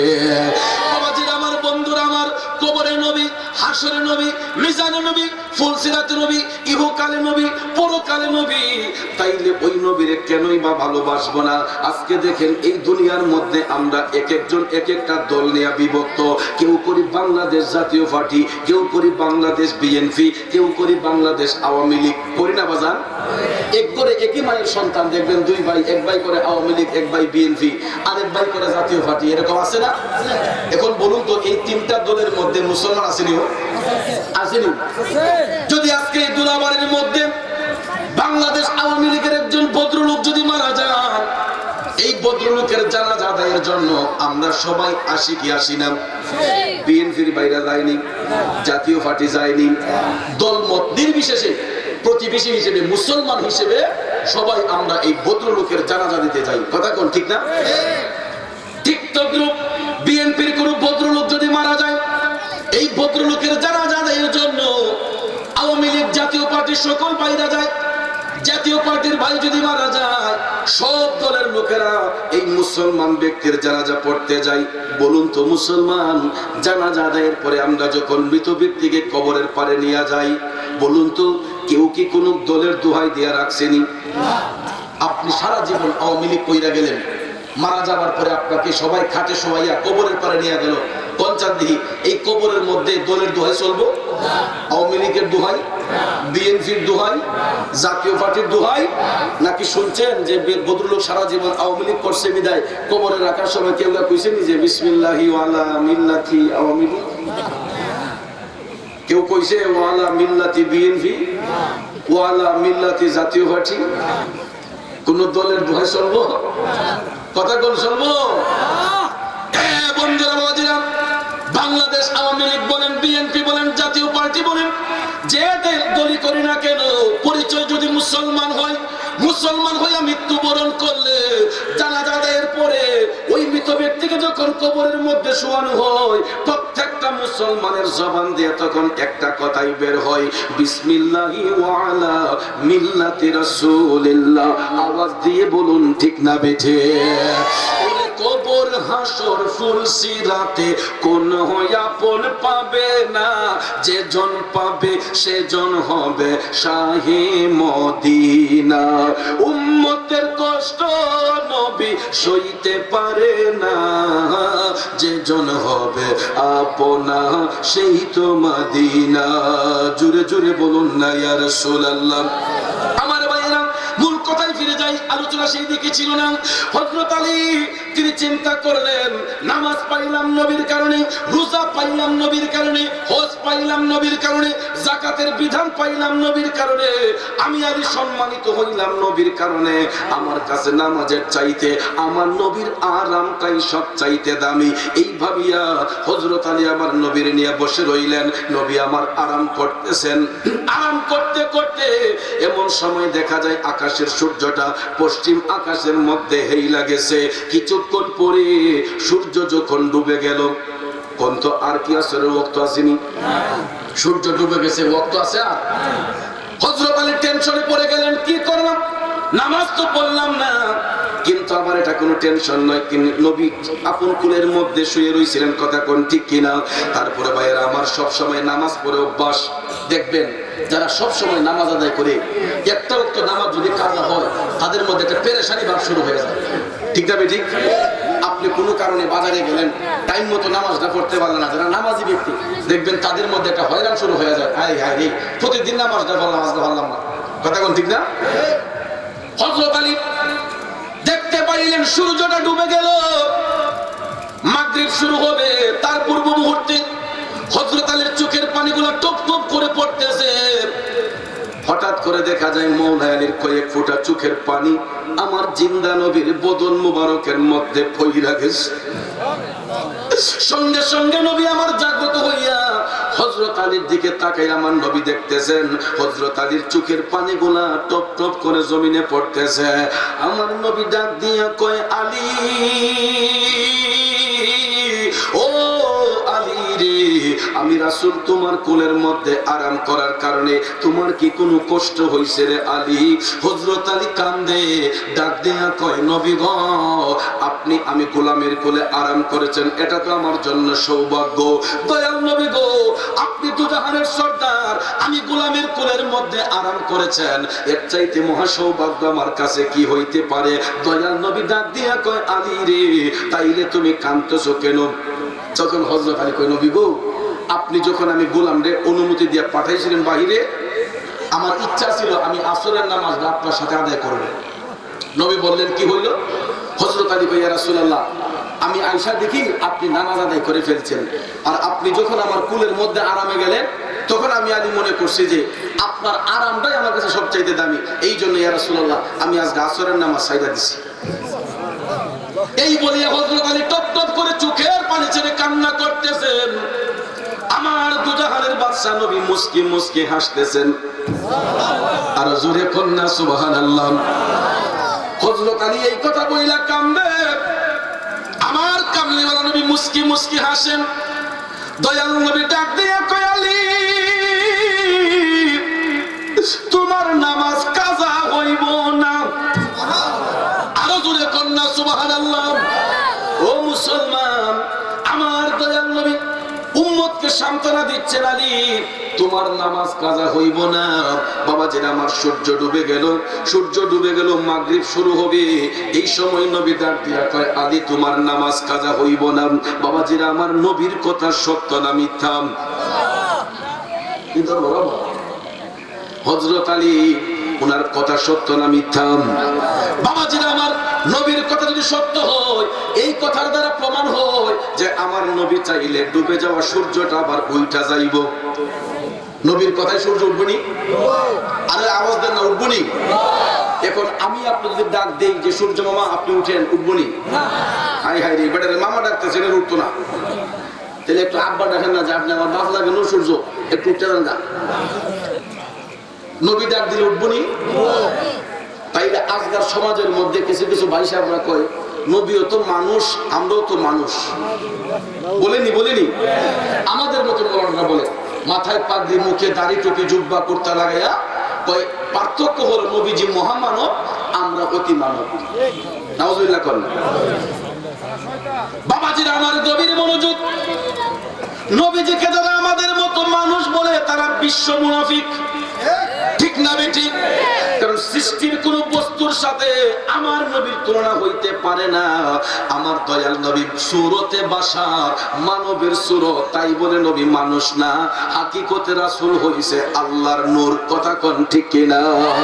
ওরে বন্ধুরা আমার বাবাজিরা গো, আমার দয়াল নবীকে এই বিশ্বভুবনে আদম কুলে নবীকে পাঠানো হয়েছে একমাত্র মানব জাতির সম্মান বাড়াইবার জন্য, ঠিক না বিঠে? এই জন্য নবীকে আল্লাহ তাআলা একটা সূরত দিয়া পাঠাইলেন, এটাকে বলা হয় সূরতে বাশার, মানবের সূরত, তবে নবী মানুষ না, হাকিকতে রাসূল হইছে আল্লাহর নূর। কথা বলেন ঠিক না বিঠে? আমার আপনার কথা চন্দ্র সূর্য শুনবে না, এই জন্য আমরা মানুষ, দেখতে যেমন মানুষ আমরা নিশ্চয়ই মানুষ, ঠিক না ঠিক? কারণ আমি আপনি সূর্যের সাথে বাহাদুরি করতে পারবো না, এই জন্য পারবো না। দিনের বেলা যখন হাঁটতে যাই দেখবেন রোদের তাপ যখন লাগে, এই রোদের তাপে আমার আপনার বডির ছায়া পড়েনি। এই যে বাতির নিচে বসলাম, আমাদের বডির ছায়া পড়ছেনি? নূরের কোনো ছায়া আছে? নূরের কোনো ছায়া হয় না। 63 বছর নবীজি দুনিয়ার মধ্যে চলাফেরা করছেন, চন্দ্রের কোনো আলো, সূর্যের কোনো আলো, জগতের কোনো আলো আমার নবীর নূর মুবারককে স্পর্শ করতে পারে? उनको साया ज़मीं पर ना पाया गया, नूर से नूर देखो जुदा ना हुआ, हमको आबिद नबी पर बड़ा नाज है, क्या भला मेरे आका का अंदाज है, जिससे सुरसु मिलियो शिफा पा गया, के तैबा तेरी दोल अल्लाह ही अल्लाह, के तैबा तेरी दोल अल्लाह ही अल्लाह। কষ্ট হচ্ছে আমার ভাইয়েরা, ও মা বোনেরা গো, ও আমার বাবাজিরা রে, ও যুবক বন্ধুরা, বলতেছিলাম কে আমি আপনি দেখতে যেমন মানুষ আমরা নিশ্চয়ই মানুষ, এই জন্য চন্দ্র সূর্য তারকারা যে আমার আপনার কথা শুনবে না, আর আমার নবী সূরতে বাশার হাকিকতে নূর, এই জন্য চন্দ্র সূর্য তারকারাজি আমার নূরের নবীর সঙ্গে বাহাদুরি করতে পারবে? ওই নবী ডাক দিলেন, এ ডুবে যাওয়া সূর্য, আমি রাসূল তোমাকে আদেশ করলাম, যেখানে আসলে আসরের ওয়াক্ত শুরু হয় আল্লাহর হুকুমে ঠিক সেই জায়গার মধ্যে উদয় হয়ে যাও। উঠবনি উঠবনি, আরে নবীজির আঙ্গুলের ইশারায় ডুবে যাওয়া সূর্য আবার উদয় হইয়া যায়। আল্লাহু আকবার। হযরত আলীর নামাজ তখন কাজা হলো না, যার প্রেমেতে পাগল আমরা তিনি মদিনা। জুড়ে জুড়ে কন্যা সুবহানাল্লাহ। আমার কামলিওয়ালা নবী ডাক দিয়ে কই, আলী রে যাও এবার তুমি নামাজ আদায় করো। হযরত আলী আনন্দিত হইয়া নামাজ যখন আদায় করলেন, আমার নবী ডাক দিয়া কই, হে সূর্য যাও তুমি তোমার আপন জায়গায় চলে যাও। আল্লাহু আকবার। নবীজি সান্তনা দিয়া সূর্যকে ডাক দিলে সূর্য উঠে গেল। হযরত আলী নামাজ শেষ করলেন, আবার নবী বললেন সূর্য যাও তুমি তোমার আপন জায়গায় চলে যাও। ডাক দেওয়ার সাথে সাথে সূর্য আবার তার আপন জায়গার মধ্যে চলে গেছে। তাইলে যেই নবীর হুকুম মানতে বাধ্য হয় চন্দ্র সূর্য তারকারাজি, বাবাজিরা আমার, ওই নবীর গোলামি করলে আল্লাহ তাআলা বেজান না খুশি? আরো জোরে কোন বেজান না খুশি? আজকে সমাজের মধ্যে দেখবেন বহু নামাজি আছে কিন্তু নবীর তাজিম অন্তরে নাই, ঈমানের লেশও নাই। এই জন্য শুনুন, তিরমিজি শরীফের হাদিসে আমার দয়াল নবী বলেছেন, লোক দেখানো ইবাদতকারীকে, লোক দেখানো নামাজি ব্যক্তিদেরকে আল্লাহ তাআলা জাহান্নামের সবচাইতে নিকৃষ্ট জায়গার মধ্যে রাখবো। নাউজুবিল্লাহ। কোন যারা নামাজ পড়ে মানুষকে দেখাইবার জন্য, সমাজের মানুষের কাছে ভালো সাজার জন্য, আল্লাহর উদ্দেশ্যে নয়, নবীর মহব্বতে নয়, লোক দেখানো নামাজ পড়বে, দেখবেন আসরা কিছু লোক দেখানো নামাজি, এই লোক দেখানো ইবাদতকারীকে জাহান্নামের সবচাইতে নিকৃষ্ট জায়গায় রাখা হয়। ওই জায়গাটার নাম হচ্ছে জুব্বুল হুজন। জাহান্নামে এর চাইতে খারাপ আর কোনো জায়গা নাই। দুজকি মানুষের শরীরের পচা পুষগুলো একটা ড্রেনের মধ্যে গিয়ে নিমজ্জিত হয়, এই জায়গাটার মধ্যে বলা হয় জুব্বুল হুজন। এখানে লোক দেখানো ইবাদতকারী রাখা হয় এবং দুজকি মানুষের পচা পুষগুলা তাদেরকে খাবার পণ্য দেওয়া হয়। জোরে করে নাউজুবিল্লাহ। এই জন্য ইবাদতের মূল মকসুদ হতে হবে আল্লাহ আল্লাহ রাসূলের সন্তুষ্টির জন্য। কথা বলেন ঠিক না ঠিক? বাবাজিরা আমার, ওই নবীর গোলামি যারা করবে তাদের মধ্যে তাকওয়া হবে, ওই ব্যক্তির গোলামি যারা করবে তাদের অন্তরে আল্লাহর ভয় পয়দা হবে। আর ওই নবীর মহব্বত নিয়ে যারা কবরের মধ্যে যায়, ওই মুমিন ব্যক্তিদের কবরের কি অবস্থা এবার শুনুন। আমার কামলিওয়ালা নবী যখন মেরাজ শরীফের মধ্যে গিয়েছিলেন, আল্লাহ তাআলা আপন হাবিবকে জান্নাত এবং জাহান্নাম দেখার নির্দেশ দিয়েছিলেন গো নবী আমার। জাহান্নাম দেখা যখন জান্নাতের মধ্যে প্রবেশ করলেন, সুবহানাল্লাহ কোন বাবাজির আমার, জান্নাত দেখার পরে আমার নবী দেখতে পাইলেন এমন কিছু কিছু নূরের মহল দেখা যাচ্ছে গো। এক একটা মহলের মধ্যে এক একজন লোক বসে আছে, তারা সুস্বাদু খাবার গ্রহণ করতেছে। এক একটা নূরের মহলের মধ্যে এক একটা লোক বসে আছে, সুন্দর সুন্দর খাবার তারা গ্রহণ করতেছে। আমার দয়াল নবী ডাক দিলেন, জিবরাইল, ও জিবরাইল রে, এই ভাগ্যবান লোকগুলা কারা রে জিবরাইল? এত সুন্দর সুন্দর ঘর দেখা যাচ্ছে, এক একটা ঘরের মধ্যে এক একটা লোক বসে আছে, ও জিবরাইল এই লোকগুলা কারা? জিবরাইল আলাইহিস সালাম ডাক দিয়া কয়, নবী গো, ইয়া রাসূলুল্লাহ, আপনি যদি এগুলা নূরের ঘর দেখতেছেন, ও দয়াল নবী গো, এইগুলা আসলে কোনো ঘর না, এইগুলা হচ্ছে আপনার মুমিন উম্মতের এক একটা কবর। সুবহানাল্লাহ। জিবরাইল আলাইহিস সালাম বলতেছেন, নবী গো, আপনি যদিও এগুলা নূরের মহল দেখতেছেন, আসলে এইগুলা কোনো দুনিয়াবি ঘর ছিল না, এগুলা আপনার মুমিন উম্মতের এক একটা কবর। কারণ মুমিন ব্যক্তিরা যখন দুনিয়া থেকে মৃত্যুবরণ করে, তাদেরকে দুনিয়ার মানুষরা যখন 3.5 হাত কবরের মধ্যে রাখে, মুমিন ব্যক্তিদের কবর 3.5 হাত থাকে না। নবী বলতেছেন, মুমিন ব্যক্তিদেরকে কবরের মধ্যে রাখলে তাদের কবরটাকে আল্লাহ তাআলা 70 গজ করে প্রসারিত করে দেয়, চতুর্দিকে 70 গজ করে প্রসারিত করে দেয়। ওই মুমিন ব্যক্তিদের কবরটা নূরের এক একটা মহল হয়ে যায়। এই জন্য আল্লাহ তাআলা বলতেছেন, যারা ঈমানদার, যারা তাকওয়াবান, তাদের দুনিয়াতেও ভয় নাই, আখিরাতেও চিন্তা নাই, ওয়ালা হুম ইয়াহজানুন, এরা কখনো চিন্তিত নয়, কারণ তাদের হেফাজতের মালিক হয়ে যায় আল্লাহ তাআলা। কথা কোন ঠিক না বিজি? এই জন্য আল্লাহওয়ালা ব্যক্তি যারা, ঈমানদার ব্যক্তি যারা, এরা দুনিয়ার মায়াটারে বেশি চায় না, এরা কবরের কথাটা চিন্তা করে বেশি। কথা কোন ঠিক না বিজি? এই জন্য দেখবেন পীর বুজুর্গ যারা ছিলেন, নবীর গোলাম যারা ছিলেন, তারা সব সময় ইবাদতে মাশগুল থাকতেন, কারণ তারা দুনিয়ার মায়াটাকে তুচ্ছ মনে করতেন। ওই কবরের জিন্দেগিটাই তারা আসল জিন্দেগি মনে করতেন। ঠিক না বেঠে? কারণ জন্মিলে মরিতে হবে, ওরে ববরঙ্গ হবে যে ভঙ্গ ছবি, সাদেরই অঙ্গ তোমার মাটিতে মিলাবে, জন্মিলে মরিতে হবে। কথা বলেন ঠিক না বেঠে?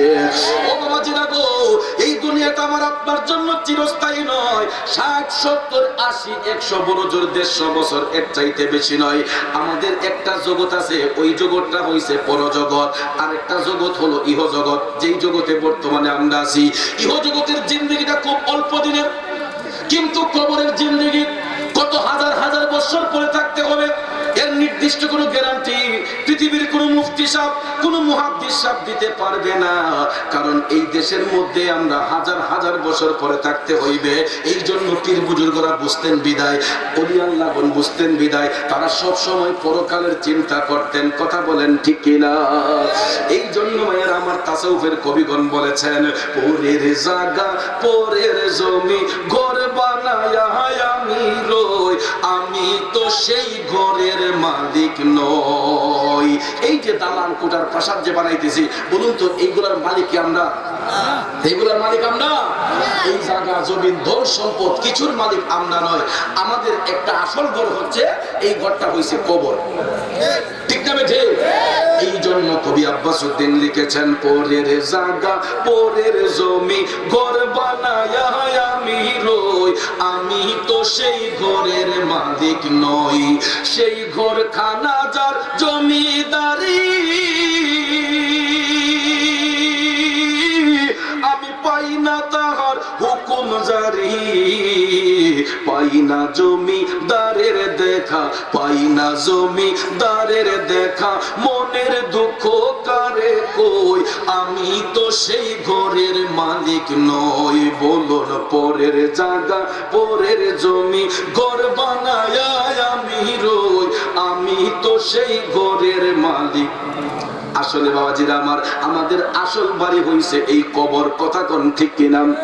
বাবাজিরা আমার, দয়াল নবী জান্নাত দেখতে গিয়া আরেকটু সামনে গেলেন, যাইয়া দেখতেছেন আরেকটু আরো কিছু কিছু নূরের মহল দেখা যাচ্ছে গো।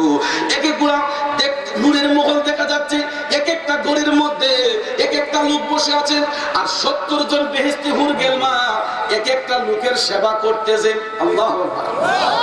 নবীজি আরেকটু সামনে গিয়ে দেখতেছেন যে আরো কিছু কিছু নূরের মহল দেখা যাচ্ছে, এক একটা ঘরের মধ্যে এক একজন জোয়ান পুরুষ আর 70 জন বেহেশতি হুর গেলমা তাদের সেবা করতেছে। নবী এই দৃশ্য দেখে নবী হাসতে শুরু করলেন। নবী মুস্কি হেসে বলতেছেন, ও জিবরাইল, এত সুন্দর সুন্দর পুরুষ আর এত সুন্দর সুন্দর বেহেশতি হুরগণ তাদের সেবা করতেছে, এত যুবতী নারীগুলা তাদের সেবা করতেছে, এই ভাগ্যবান লোকগুলা কারা? তখন জিবরাইল আলাইহিস সালাম ডাক দিয়া কয়, নবী গো, ইয়া রাসূলুল্লাহ, এরা আপনার উম্মতের মধ্যে একদল লোক ছিল যারা দুনিয়ার জমিনে তাদের যৌবনটাকে হেফাজত করেছিল। সুবহানাল্লাহ। জিবরাইল বলতেছে, নবী গো, এরা আপনার উম্মতের মধ্যে একদল লোক, এরা দুনিয়াতে তাদের যৌবনটারে হেফাজতে রাখছিল। এই যৌবনকে তারা নষ্ট করে নাই, জিনার কাজে লিপ্ত করে নাই, ব্যভিচারিতে লিপ্ত করে নাই, এরা ভালো রাস্তায় চলাফেরা করেছে। যৌবনকালে আপনি মালিককে খুশি করেছে। বাবাজিরা আমার শুনেন, প্রত্যেকটা মানুষের 3টা কাল আসে, একটা হলো শিশুকাল, একটা হলো যৌবনকাল, একটা হলো বৃদ্ধকাল। 3টা কাল মানুষের, একটা শিশুকাল, একটা যৌবনকাল আর একটা বৃদ্ধকাল। ও মুসলমান, শিশুকালের হিসাব আল্লাহকে দিতে হবে না। এই জন্য দিতে হবে না কারণ শিশুকালে মানুষ তাকে অবুঝ, নারী বলেন পুরুষ বলেন, নাবালক অবস্থায় শিশুকালে ওই বাচ্চাগুলা থাকে অবুঝ। তারা যদি একটা অপরাধ করে, এটা কোনো অপরাধ না, এটা আল্লাহও দেখে না, দুনিয়ার মানুষও দেখে না। দেখবেন এই যে ছোট বাচ্চাগুলা, এরা কি ওয়াজ শোনার মতো বুঝ শক্তি এখন আছে? ভালো মন্দ বুঝার ক্যাপাসিটি তাদের নাই, কারণ এরা অবুঝ, নাবালক শিশু। এদের হিসাব আল্লাহর কাছে দিতে হয় না, দুনিয়ার মানুষদের কাছে দিতে হয় না। ঠিক না বেঠিক? আবার মানুষ যখন বার্ধক্য চলে আসে, বৃদ্ধকালে ওই মানুষগুলা হয়ে যায় শিশুদের মতো। মানুষের বয়স যখন বার্ধক্য আসে, 60, 70, 80 হয়ে যায়, দেখবেন স্মৃতিশক্তি আস্তে আস্তে হ্রাস পায়, তখন মানুষের বিবেক বুদ্ধি আস্তে আস্তে কমতে থাকে। ওই মানুষগুলা শিশুদের মতো হয়ে যায়, বৃদ্ধকালে মানুষগুলা শিশুদের মতো হয়ে যায়। এই জন্য বৃদ্ধকালের হিসাব আল্লাহ বান্দার কাছ থেকে দিবে না। আল্লাহ তার বান্দার কাছ থেকে একটা কালের হিসাব নিব, এটা হচ্ছে আমার আপনার যৌবনকাল। 12 বছর থেকে 40 বছর পর্যন্ত নারী পুরুষ উভয়ের মধ্যে একটা যৌবনের উন্মাদনা থাকে, চাকচিক্য থাকে। বাবাজিরা আমার, এই যৌবনটাকে সৎ কাজে ব্যয় করছি না অসৎ কাজে ব্যয় করছি, এর হিসাব আল্লাহ তাআলা হারে হারে নিব। কথা কোন ঠিক না বেঠিক? এখন যারা মুরব্বী হয়েছেন, মুরব্বীরা আফসোস করতেছেন, আল্লাহ গো, যেই যৌবনটা কাটাইছি আবার যদি যৌবনটা ফিরে পাইতাম, আল্লাহ তোমারে খুব মজা করে ডাকলাম হইলে। কিন্তু যতই মুরব্বীরা আফসোস করে, ওই দিন কি আর ফিরে আসবে? ওরে দিন গেলে আর দিন পাবে না, দিন গেলে আর দিন পাবে না, ভাটায় যদি লয় যৌবন, থাকতে খোদা প্রেম সুদা পান করো রে পাগল মন, থাকতে খোদা প্রেম সুদা পান করো রে পাগল মন। ঠিক না বিঠে? দিন গেলে আর দিন পাবে না, দিন গেলে আর দিন পাবে না, ভাটায় যদি লয় যৌবন, থাকতে খোদা প্রেম সুদা পান করো রে পাগল মন। ও মুসলমান, সময় থাকতে মালিক চিনতে হবে। কথা কোন ঠিক কিনা? আমার দয়াল নবীজি যাদের যৌবনটাকে হেফাজত করেছে, যৌবনটাকে যারা কন্ট্রোল করেছে, জিনার কাছ থেকে মুক্ত হয়েছে, ওই সমস্ত ভাগ্যবান পুরুষদেরকে দয়াল নবী জান্নাতের মধ্যে গিয়া দেখতেছেন, এক একটা নূরের মহলের মধ্যে এক একটা লোক বসে আছে। 70 জন বেহেশতি নারী, বেহেশতি হুর গেলমা এক একটা লোকের সেবা করতেছে। আজকে দুনিয়ার মধ্যে আমরা একটা সুন্দরী যুবতী নারী যদি রাস্তা দিয়ে হাইটা যায়, 10টা 12টা যুবক ওই নারীর পিছনে ছুটে যায়। ঠিক না বেঠিক? আমরা ওই নারীর ইজ্জত নষ্ট করার জন্য তাকে টিটকারি করি।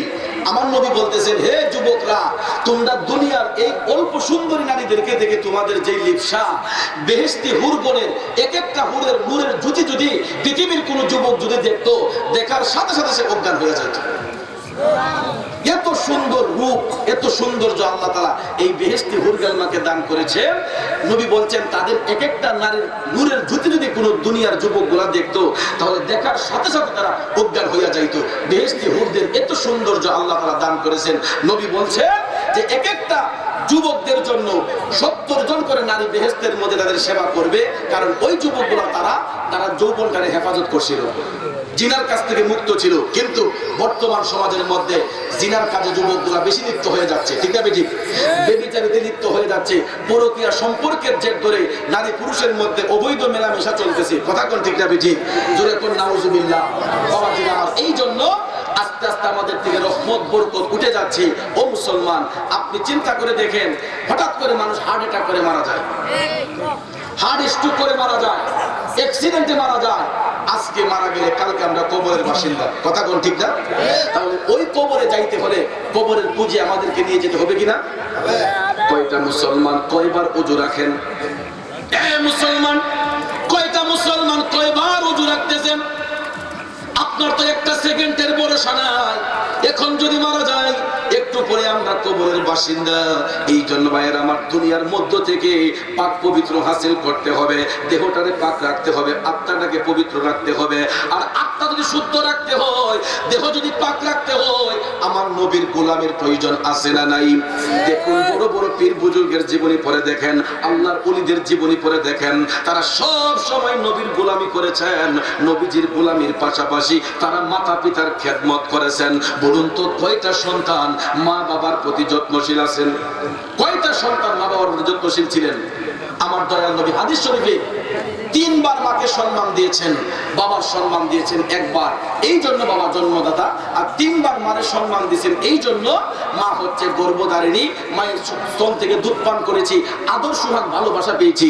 আমি আমার মেজারমেন্ট দিয়ে, আমার ব্রেন দিয়া আমি যত পীর বুজুর্গের জীবনী পড়ছি, আমি দেখছি রেজাল্ট শেষ পর্যন্ত একটাই, মায়ের সেবা।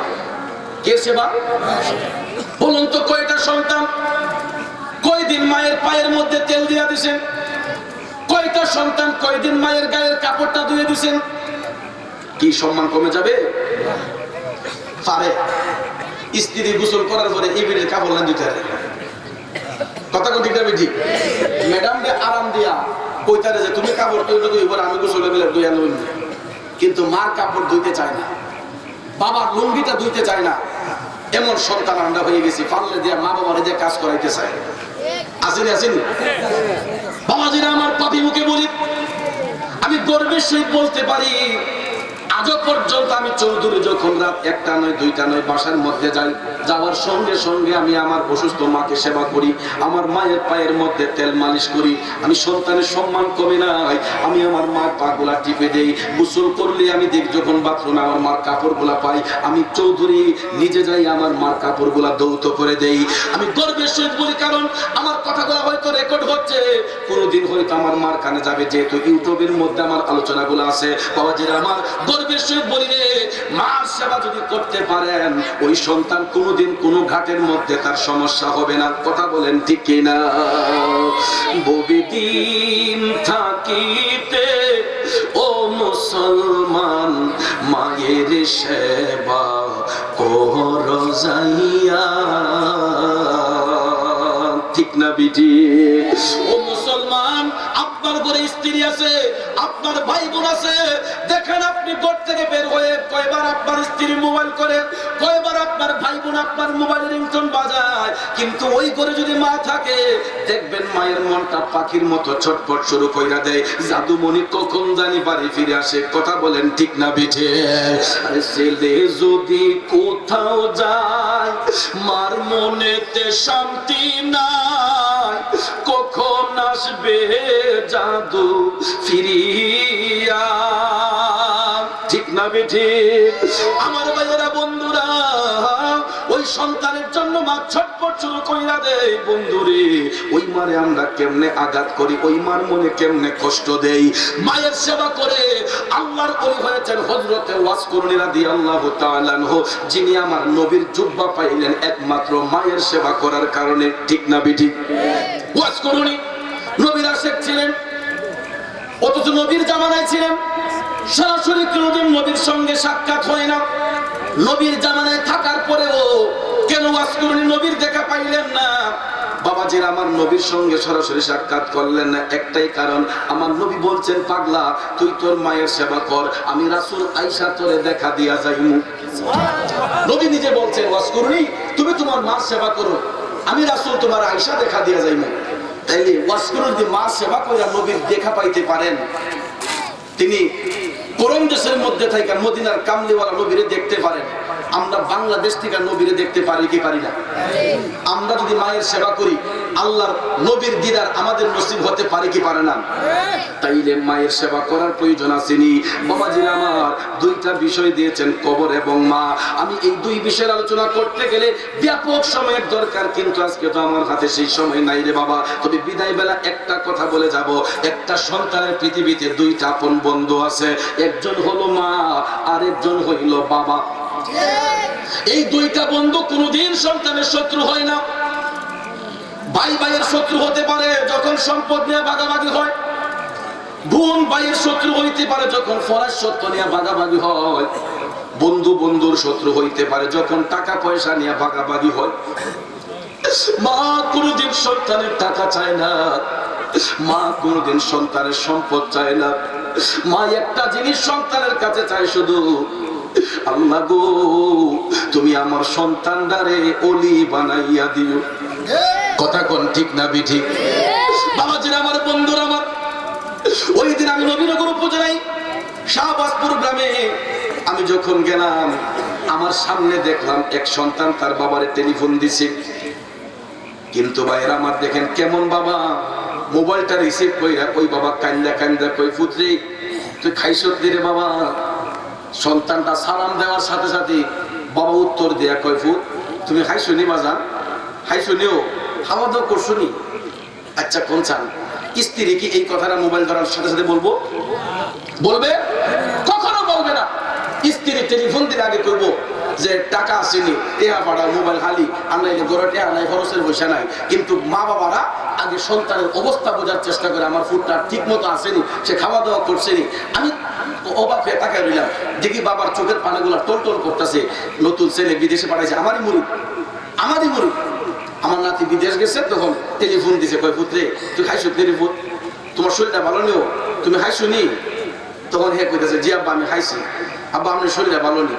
আমরা সকলেই ভালো আছি, চিন্তা করে না। কিন্তু স্ত্রী টেলিফোনটা ধরা সাথে সাথে বলবে যে টাকা পয়সা আছে, তাড়াতাড়ি পাঠান। কথা কোন ঠিক না বেটি? কিন্তু মা বাবা কখনো সন্তানের মুখের দিকে তাকাইয়া, কখনো মা বাবা আগে টাকার কথা বলেন, আগে জানে সন্তানের অবস্থাটা কেমন। বন্ধুরা এই জন্য শুনুন, সব শূন্যস্থান পূরণ করা যায়, পৃথিবীর দুইটা শূন্যস্থান কোনো কিছু দিয়ে পূরণ করা যায় না। এই দুইটা শূন্যস্থান হইল মা এবং বাবা। বলে যদি মা না থাকে, বাবা না থাকে, তখন বোধ তাদের প্রয়োজন। বলুন তো মুসলমান, ওই মা বাবা যদি হারায়া যায়, এই দুইটা শূন্যস্থান কোনো কিছু দিয়ে পূরণ করা যায়? এই দুইটা শূন্যস্থান পূরণ করা যায় না রে বাবা। কারণ মা বাবা হচ্ছে সন্তানের আপন। ওই দুইটা শূন্যস্থান কোনো কিছু দিয়ে পূরণ করা যায় না। আসলে অন্যরকম নারী পুরুষকে বসাইলে নিজের মার মতো শান্তি পাওয়া যায় না, নিজের বাবার মতো শান্তি পাওয়া যায় না। কথা বলেন ঠিক কিনা? এই জন্য ভাইয়েরা গো, আজকে 20 বছর হইল আমি বাবার মুখ দেখি না। আমি এখন হারে হারে বুঝতেছি আমার বাবার যে কেমন প্রয়োজন ছিল। যুবক যারা আমার মতো বাবা হারাইলেন, আপনারা এখন জানবেন বাবা যে কি জিনিস ছিল। এই জন্য যার ঘরে বাবা নাই সে জানে বাবার কি প্রয়োজন, যার ঘরে মা নাই সে জানে মার কি প্রয়োজন। ও যুবক রে, এই জন্য পায়ে হাত ধরে বলবো, যার ঘরে মা বাবা আছে রে, কোনোদিন ওই মা বাবারে কষ্ট দিও না। আর যাদের মা বাবা আজকে 3.5 হাত কবরে চলে গেছে, আপনাদের সুনসিব, আপনাদের কপাল ভালো। কারণ আপনাদের মা বাবার রূহগুলা সন্তানদের দিকে তাকায় আছে। সবসময় মা বাবার কবরের পারে গিয়ে বলবেন, ওয়াকুর রব্বিরহামহুমা কামা রব্বায়ানি সগীরা। আল্লাহ বলে, যখন কোন সন্তান তার মা বাবার কবরের পরে দাঁড়াইয়া এই আয়াতে পাকের ওসিলা নিয়ে যখন দোয়া করে, আমি আল্লাহর রহমতের দরিয়ার মধ্যে জোশ পড়ে যায়, আমি বরদাস্ত করতে পারি না। ওই সন্তানের দিকে তাকাইয়া, তার হাতের দিকে তাকাইয়া আমি তার মা বাবা রুহের উপর খুশি হইয়া যাই। জোরে জোরে কন্যা সুবহানাল্লাহ। আরে মা কেন এত দামি জানে না সকলে, জানতো যদি পড়তো দেখে কোরআন হাদিস খুলে। একটি হজের সওয়াব মিলে মাকে একবার দেখিলে, দেখিলে মা কেন এত দামি জানে না সকলে। খারাপ লাগতেছে আমার আমার বাবা জিনা গো, এই জন্য দুইটা পায়ে ধরে বলবো, ওই মা বাবারে কোনোদিন কষ্ট দিবেন না। মৃত্যুর আগের দিন পর্যন্ত সন্তানগুলো যদি মা বাবার গোলামি করে, নবী বলছেন মৃত্যুর আগের দিন পর্যন্ত গোলামি করলো ওই মায়ের এক ফোঁটা দুধের ঋণ পৃথিবীর কোনো সন্তান শোধ করতে পারবে না। বাবাজিরা আমার, বন্ধুরা আমার, তাহলে বলুন তো আমরা তো ওই মা বাবা নিয়ে ভাগাভাগি করি। আজকে উপযুক্ত সন্তান 2-3টা হইলে বড় সন্তান 2-3 মাস খাওয়ায়, কয় আম্মা গো আমি খুব বেশি বাতাসি, তোমার মা যে হতে লাগো কদিন খাও কইনি। মেজো সন্তান 2-3 মাস খাওয়ায়, কয় আম্মা আমার দ্বারা সম্ভব না, তোমার ছোট ছেলের সাথে কদিন খাও, কই কি কয় না? এ মায়ের সন্তানেরা রে, কোন মারে নিয়ে ভাগাভাগি করতেছেন?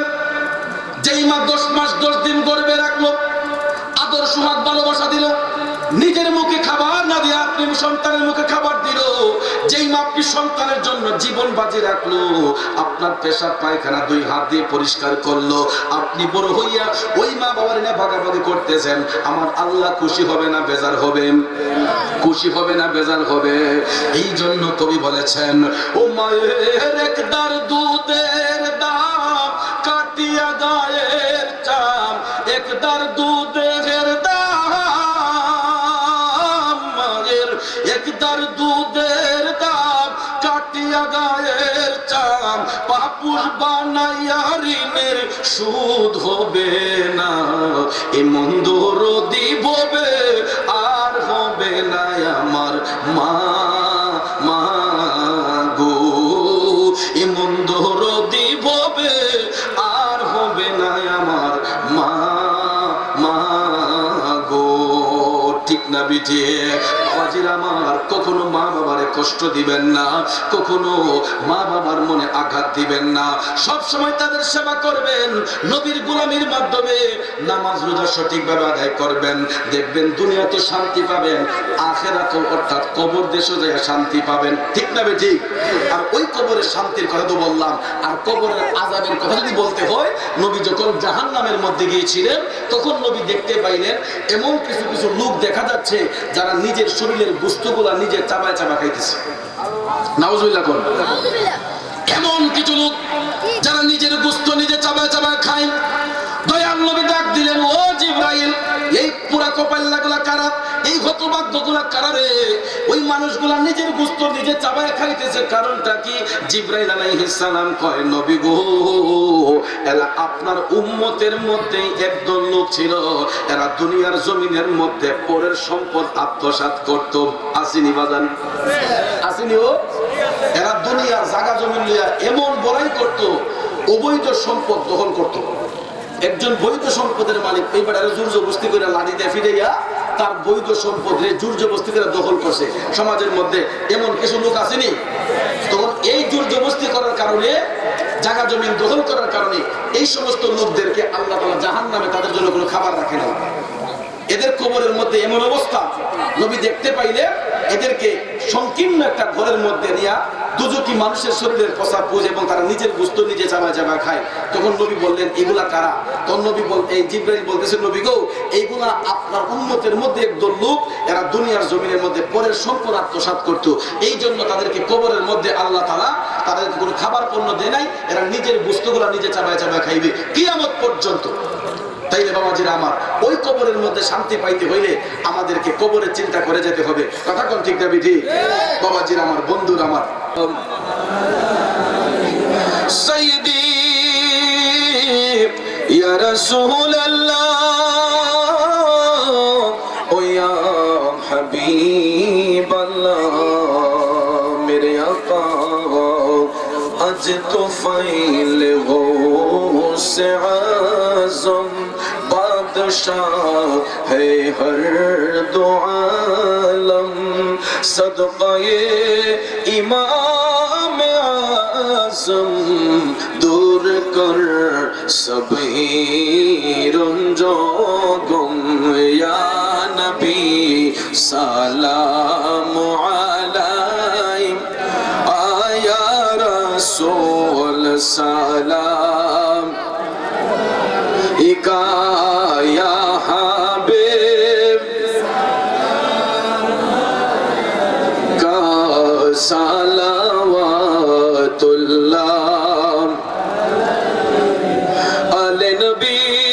আসহাবে নবী শুহাদায়ে কেরাম উস হুসাইনে শাহাদত পেলা को सलाम मुस्तफा जाने रहमत पेला को सलाम शम्अ बज़ में हिदायत पेला السلام عليكم وميم مدن السلام بنذير بمثل يا إلهي صدقاء آل رسول سلامی عزیزانہ ہو قبل مدینے کے چاند ہزاروں سلام مدینے کے چاند لاکھوں سلام مدینے کے چاند کروڑوں سلام مدینے کے چاند بے حد سلام اللہ اللہ اللہ اللہ اللہ জিয়ারত করিতে যাইব দয়াল নবীজির দরবারে মোহাম্মদ মোহাম্মদ বোনার পাতা যে বলো আমারে মাশাআল্লাহ আল্লাহ আল্লাহ আল্লাহ আল্লাহ আল্লাহ আল্লাহ আল্লাহ আল্লাহ আল্লাহ নবীজির লস্কর প্রেমের লাগো লাগলো জাহার কলি যায় লাগলো জাহার কলি যায় দয়াল নবী শুয়ে আছেন রোহ যায় ওহ প্রাণের নবী গো আপনি বিনে কি লাভে সংসারে ইয়া মাশাআল্লাহ আল্লাহ আল্লাহ আল্লাহ আল্লাহ নবীজির লস্কর প্রেমের আগুন লাগলো জাহার কলি যায় লাগলো জাহার কলি যায় দয়াল নবী শুয়ে আছেন রোয়া যায় মাশাআল্লাহ আল্লাহ আল্লাহ আল্লাহ আল্লাহ আল্লাহ আল্লাহ দয়াল নবী বিনে গো আপন বলতে কেহ নাই সংসারে আল্লাহ আল্লাহ আল্লাহ আল্লাহ আল্লাহ আল্লাহ আমার মুর্শিদ দয়াল নাসির আমার মুর্শিদ দয়াল নাসির কত শোকে আছে যাওরে পাখি সংবাদ লইয়া আইসো আমার কাছে মাশাআল্লাহ আল্লাহ আল্লাহ এ যুবক আল্লাহ আল্লাহ আল্লাহ আল্লাহ আল্লাহ আল্লাহ আল্লাহ অনেক দিন হয় মুর্শিদ হারা অনেক দিন হয় দরবেশ হারা আছে পরমায়ার তার কুঞ্জে থাকিয়া দয়াল পুরাইল কার আকাশ মাশাআল্লাহ আল্লাহ আল্লাহ আল্লাহ আল্লাহ আল্লাহ আল্লাহ বেতার ওয়ানলে দয়া শুকনে ছিল তাইয়া আছে যাওরে পাখি সংবাদ লইয়া আইসো আমার কাছে মাশাআল্লাহ আল্লাহ আল্লাহ আল্লাহ লা ইলাহা ইল্লাল্লাহ মুহাম্মাদুর রাসূলুল্লাহ সাল্লাল্লাহু আলাইহি ওয়াসাল্লাম সকলে বলি মারহাবা আলহামদুলিল্লাহিল্লাযী হাদানি হাযা ওয়া মা কুন্না লিনাহতাদিয়া লাউলা আন হাদানাল্লাহ লাকাদ জাআত রাসূলু রাব্বিনা বিল হক ইন্নাল্লাহা আলা কুল্লি শাইইন কাদির রব্বানা ইগফিরলি ওয়া লিওয়ালিদাইয়া রাব্বিরহামহুমা কামা রাব্বায়ানি সগীরা ওয়া কুর রাব্বিরহামহুমা কামা রাব্বায়ানি সগীরা আয় আল্লাহ কুদরতের নজর দেখতে বার তাকায় দেখো মাবুদ রাত প্রায় 12:30টার কাছাকাছি এখনো তোমার প্রেমের পাগলেরা জান্নাতের বাগান ছেড়ে যাচ্ছে না ও মাবুদ মাবুদ তোমার নাম গাফফার, আমরা হলাম গুনাহগার। যদি আমরা গুনাহগার তোমার প্রিয় হাবিবের উম্মত হয়েছি গো আল্লাহ, দয়াল নবীর উসিলায় আমাদের একটা হাত তুমি খালি ফিরাইও না মাবুদ। সারাদিন থেকে এই পর্যন্ত এই দোলাবাড়ি গ্রামবাসী যুব সমাজের উদ্যোগে আজকের কবরবাসী রুহের মাগফিরাত কামনায় তৃতীয় বার্ষিক ওয়াজ ও দোয়ার মাহফিলের আয়োজন করা হয়েছে। উক্ত মাহফিলে দেশপুর উলামায়ে কেরামগণ কোরআন এবং হাদিস শরীফের আলোচনা করেছেন। বিদায় বেলা আমি গুনাহগার যা কিছু পাঠ করলাম, ভুল ত্রুটি বিয়াদবি মাফ করে দিয়া যা সব মঞ্জুর করেছো দয়াল নবীজির পবিত্র কদম শরীফা দিয়া তান কবুল করে নাও। আয় আল্লাহ তাআলা, বিশেষ করে আল্লাহ বাবা আদম আলাইহিস সালাম থেকে নিয়ে ঈসা রুহুল্লাহ পর্যন্ত, মাশরিক থেকে মাগরিব, শিমাল থেকে জুনুব পর্যন্ত যত নরনারী উম্মতে মুহাম্মদী মুমিন মুমিনাত কবরের বাসিন্দা হয়েছেন আল্লাহ প্রত্যেকের রূহের মধ্যে সওয়াব হাদিয়াতান কবুল করে নাও মাবুদ। এই মাজলিসের মধ্যে জানি না কে জানি আমার মতো বাবা হারা ইতিম, কার জানি দুঃখিনী মা অন্ধকার কবরে ভিক্ষা চাই আল্লাহ। যাদের আব্বা আম্মা দাদা দাদি নানা নানি পীর উস্তাদ পাড়া প্রতিবেশী কেশুয়াকারী আত্মীয় স্বজন বন্ধু বান্ধব শ্বশুর শাশুড়ি খানদানের যত মুর্দেগান কবরের বাসিন্দা হয়েছেন আল্লাহ প্রত্যেকের রূহের মধ্যে সওয়াব হাদিয়াতান কবুল করে নাও মাবুদ। বিশেষ করে এই দোলাবাড়ির কবরস্থানে যত কবরবাসীরা শুয়ে আছেন প্রত্যেকের রূহের সওয়াব কবুল করে নাও। যাদের আব্বা আম্মা বেঁচে আছেন আরো দীর্ঘদিন নেক হায়াত বাড়ায়া দাও। মাতা পিতার সেবা করে আল্লাহ আমাদেরকে, আল্লাহ তুমি আমাদেরকে ভাগ্যবান সন্তান হিসেবে কবুল করে নাও রব্বুল আলামিন। খাস করে আল্লাহ জান্নাতের ভাগীদার হওয়ার সুযোগ দান করে দাও। আয় আল্লাহ তাআলা, আজকের মাহফিলের সভাপতি আমার বড় ভাই মোহাম্মদ মাইনুদ্দিন আহমেদ মাইনু ভাই, আল্লাহ মেয়র সাহেবের হায়াতে বরকত দান করে দাও। ওনার এফসির যিনি সহসভাপতি এখন সভাপতি দায়িত্ব পালন করেছেন আমার বড় ভাই মোহাম্মদ মুখলিসুর রহমান দেশবি সাহেব, হায়াতে বরকত দান করে দাও। আজকের প্রধান অতিথি বীর মুক্তিযোদ্ধা আলহাজ মোহাম্মদ বুরহানুদ্দিন আহমেদ সাহেব, আল্লাহ তোমার বান্দার হায়াত বাড়ায় দাও।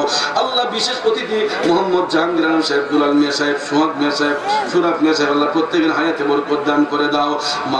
মাহফিলের প্রধান পৃষ্ঠভূষণ আল্লাহ মোহাম্মদ জাকির হোসেন ভাই, মোহাম্মদ জসিমউদ্দিন ভাই, জসিমউদ্দিন গাজী ভাই, মোহাম্মদ ইয়ার হোসেন সাহেব, আল্লাহ প্রত্যেকের হায়াত ইলমের দরজা বুলন্দ করে দাও, প্রবাস জীবনের সুখের এবং শান্তির বানিয়ে দাও। যারা আলোচনা করলেন আল্লাহ প্রত্যেকের হায়াতের ইলমের দরজা বুলন্দ করে দাও।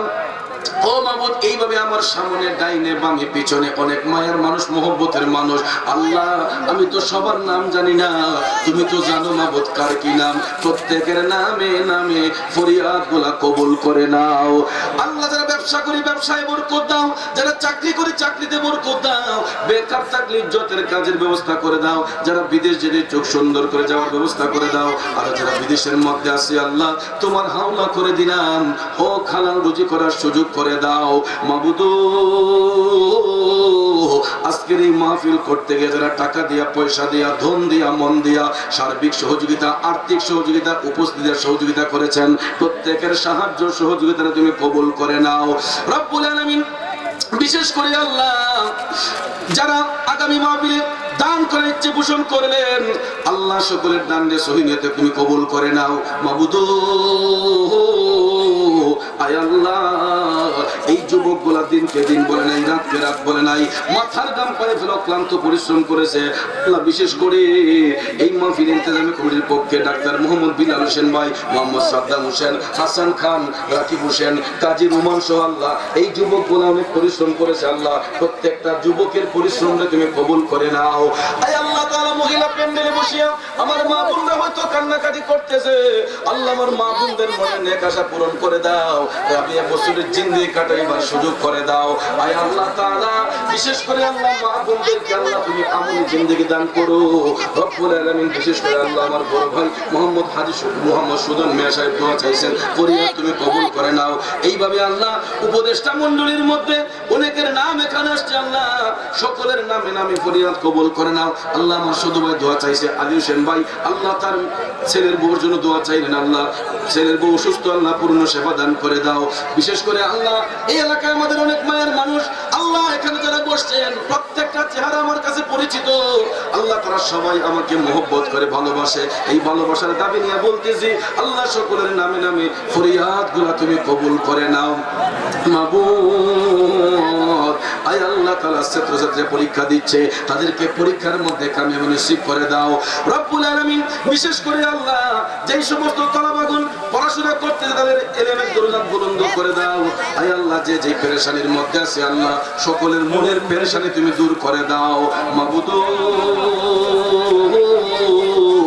আল্লাহ।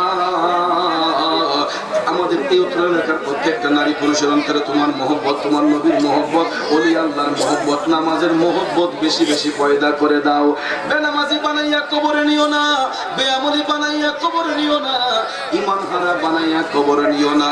আয় আল্লাহ তাআলা বাংলাদেশ ও দেশ বিদেশে আমার যত ভক্তবৃন্দ মুরিদান যে যেখানে আছে আল্লাহ প্রত্যেকরে আপন আপন জায়গার মধ্যে সহি সালামতে রাখো রব্বুল আলামিন। কঠিন মুসিবতের মধ্যে থাকলে হেফাজত ফরমায়ো, অন্যান্য তরিকার সকল ভাই বোনদের হেফাজত ফরমায়ো, মুসিবত থাকলে উদ্ধার করে দিও। আয় আল্লাহ তাআলা মরে যাই দুঃখ নাই, তওয়াফে কাবা জিয়ারতে মদিনা নসিব না করাইয়া মুখে সাদা কাফন পরাইও না। ও দিন আয়েগা এক বার মে মদিনে जाऊंगा करने रोजा को दीदार में मदीने जाऊंगा। वो दिन आएगा एक बार में मदीने जाऊंगा। अल्लाह যেদিন মৃত্যুর বিছানায় শুয়ে যাব মালাকুল মউত আজরাইল আসবে প্রাণ ওঠার জন্য। আয় আল্লাহ এই কঠিন মুহূর্তে আমাদের কলব সিনার মধ্যে তোমার হাবিবকে হাজির করে দিয়া প্রত্যেকের আপন আপন মুর্শিদের চেহারা দেখাইয়া দেখাইয়া আয় আল্লাহ আমাদের সকলের কলব সিনার মধ্যে জারি করে দিও মধুর কালেমা লা ইলাহা ইল্লাল্লাহু মুহাম্মাদুর রাসূলুল্লাহ।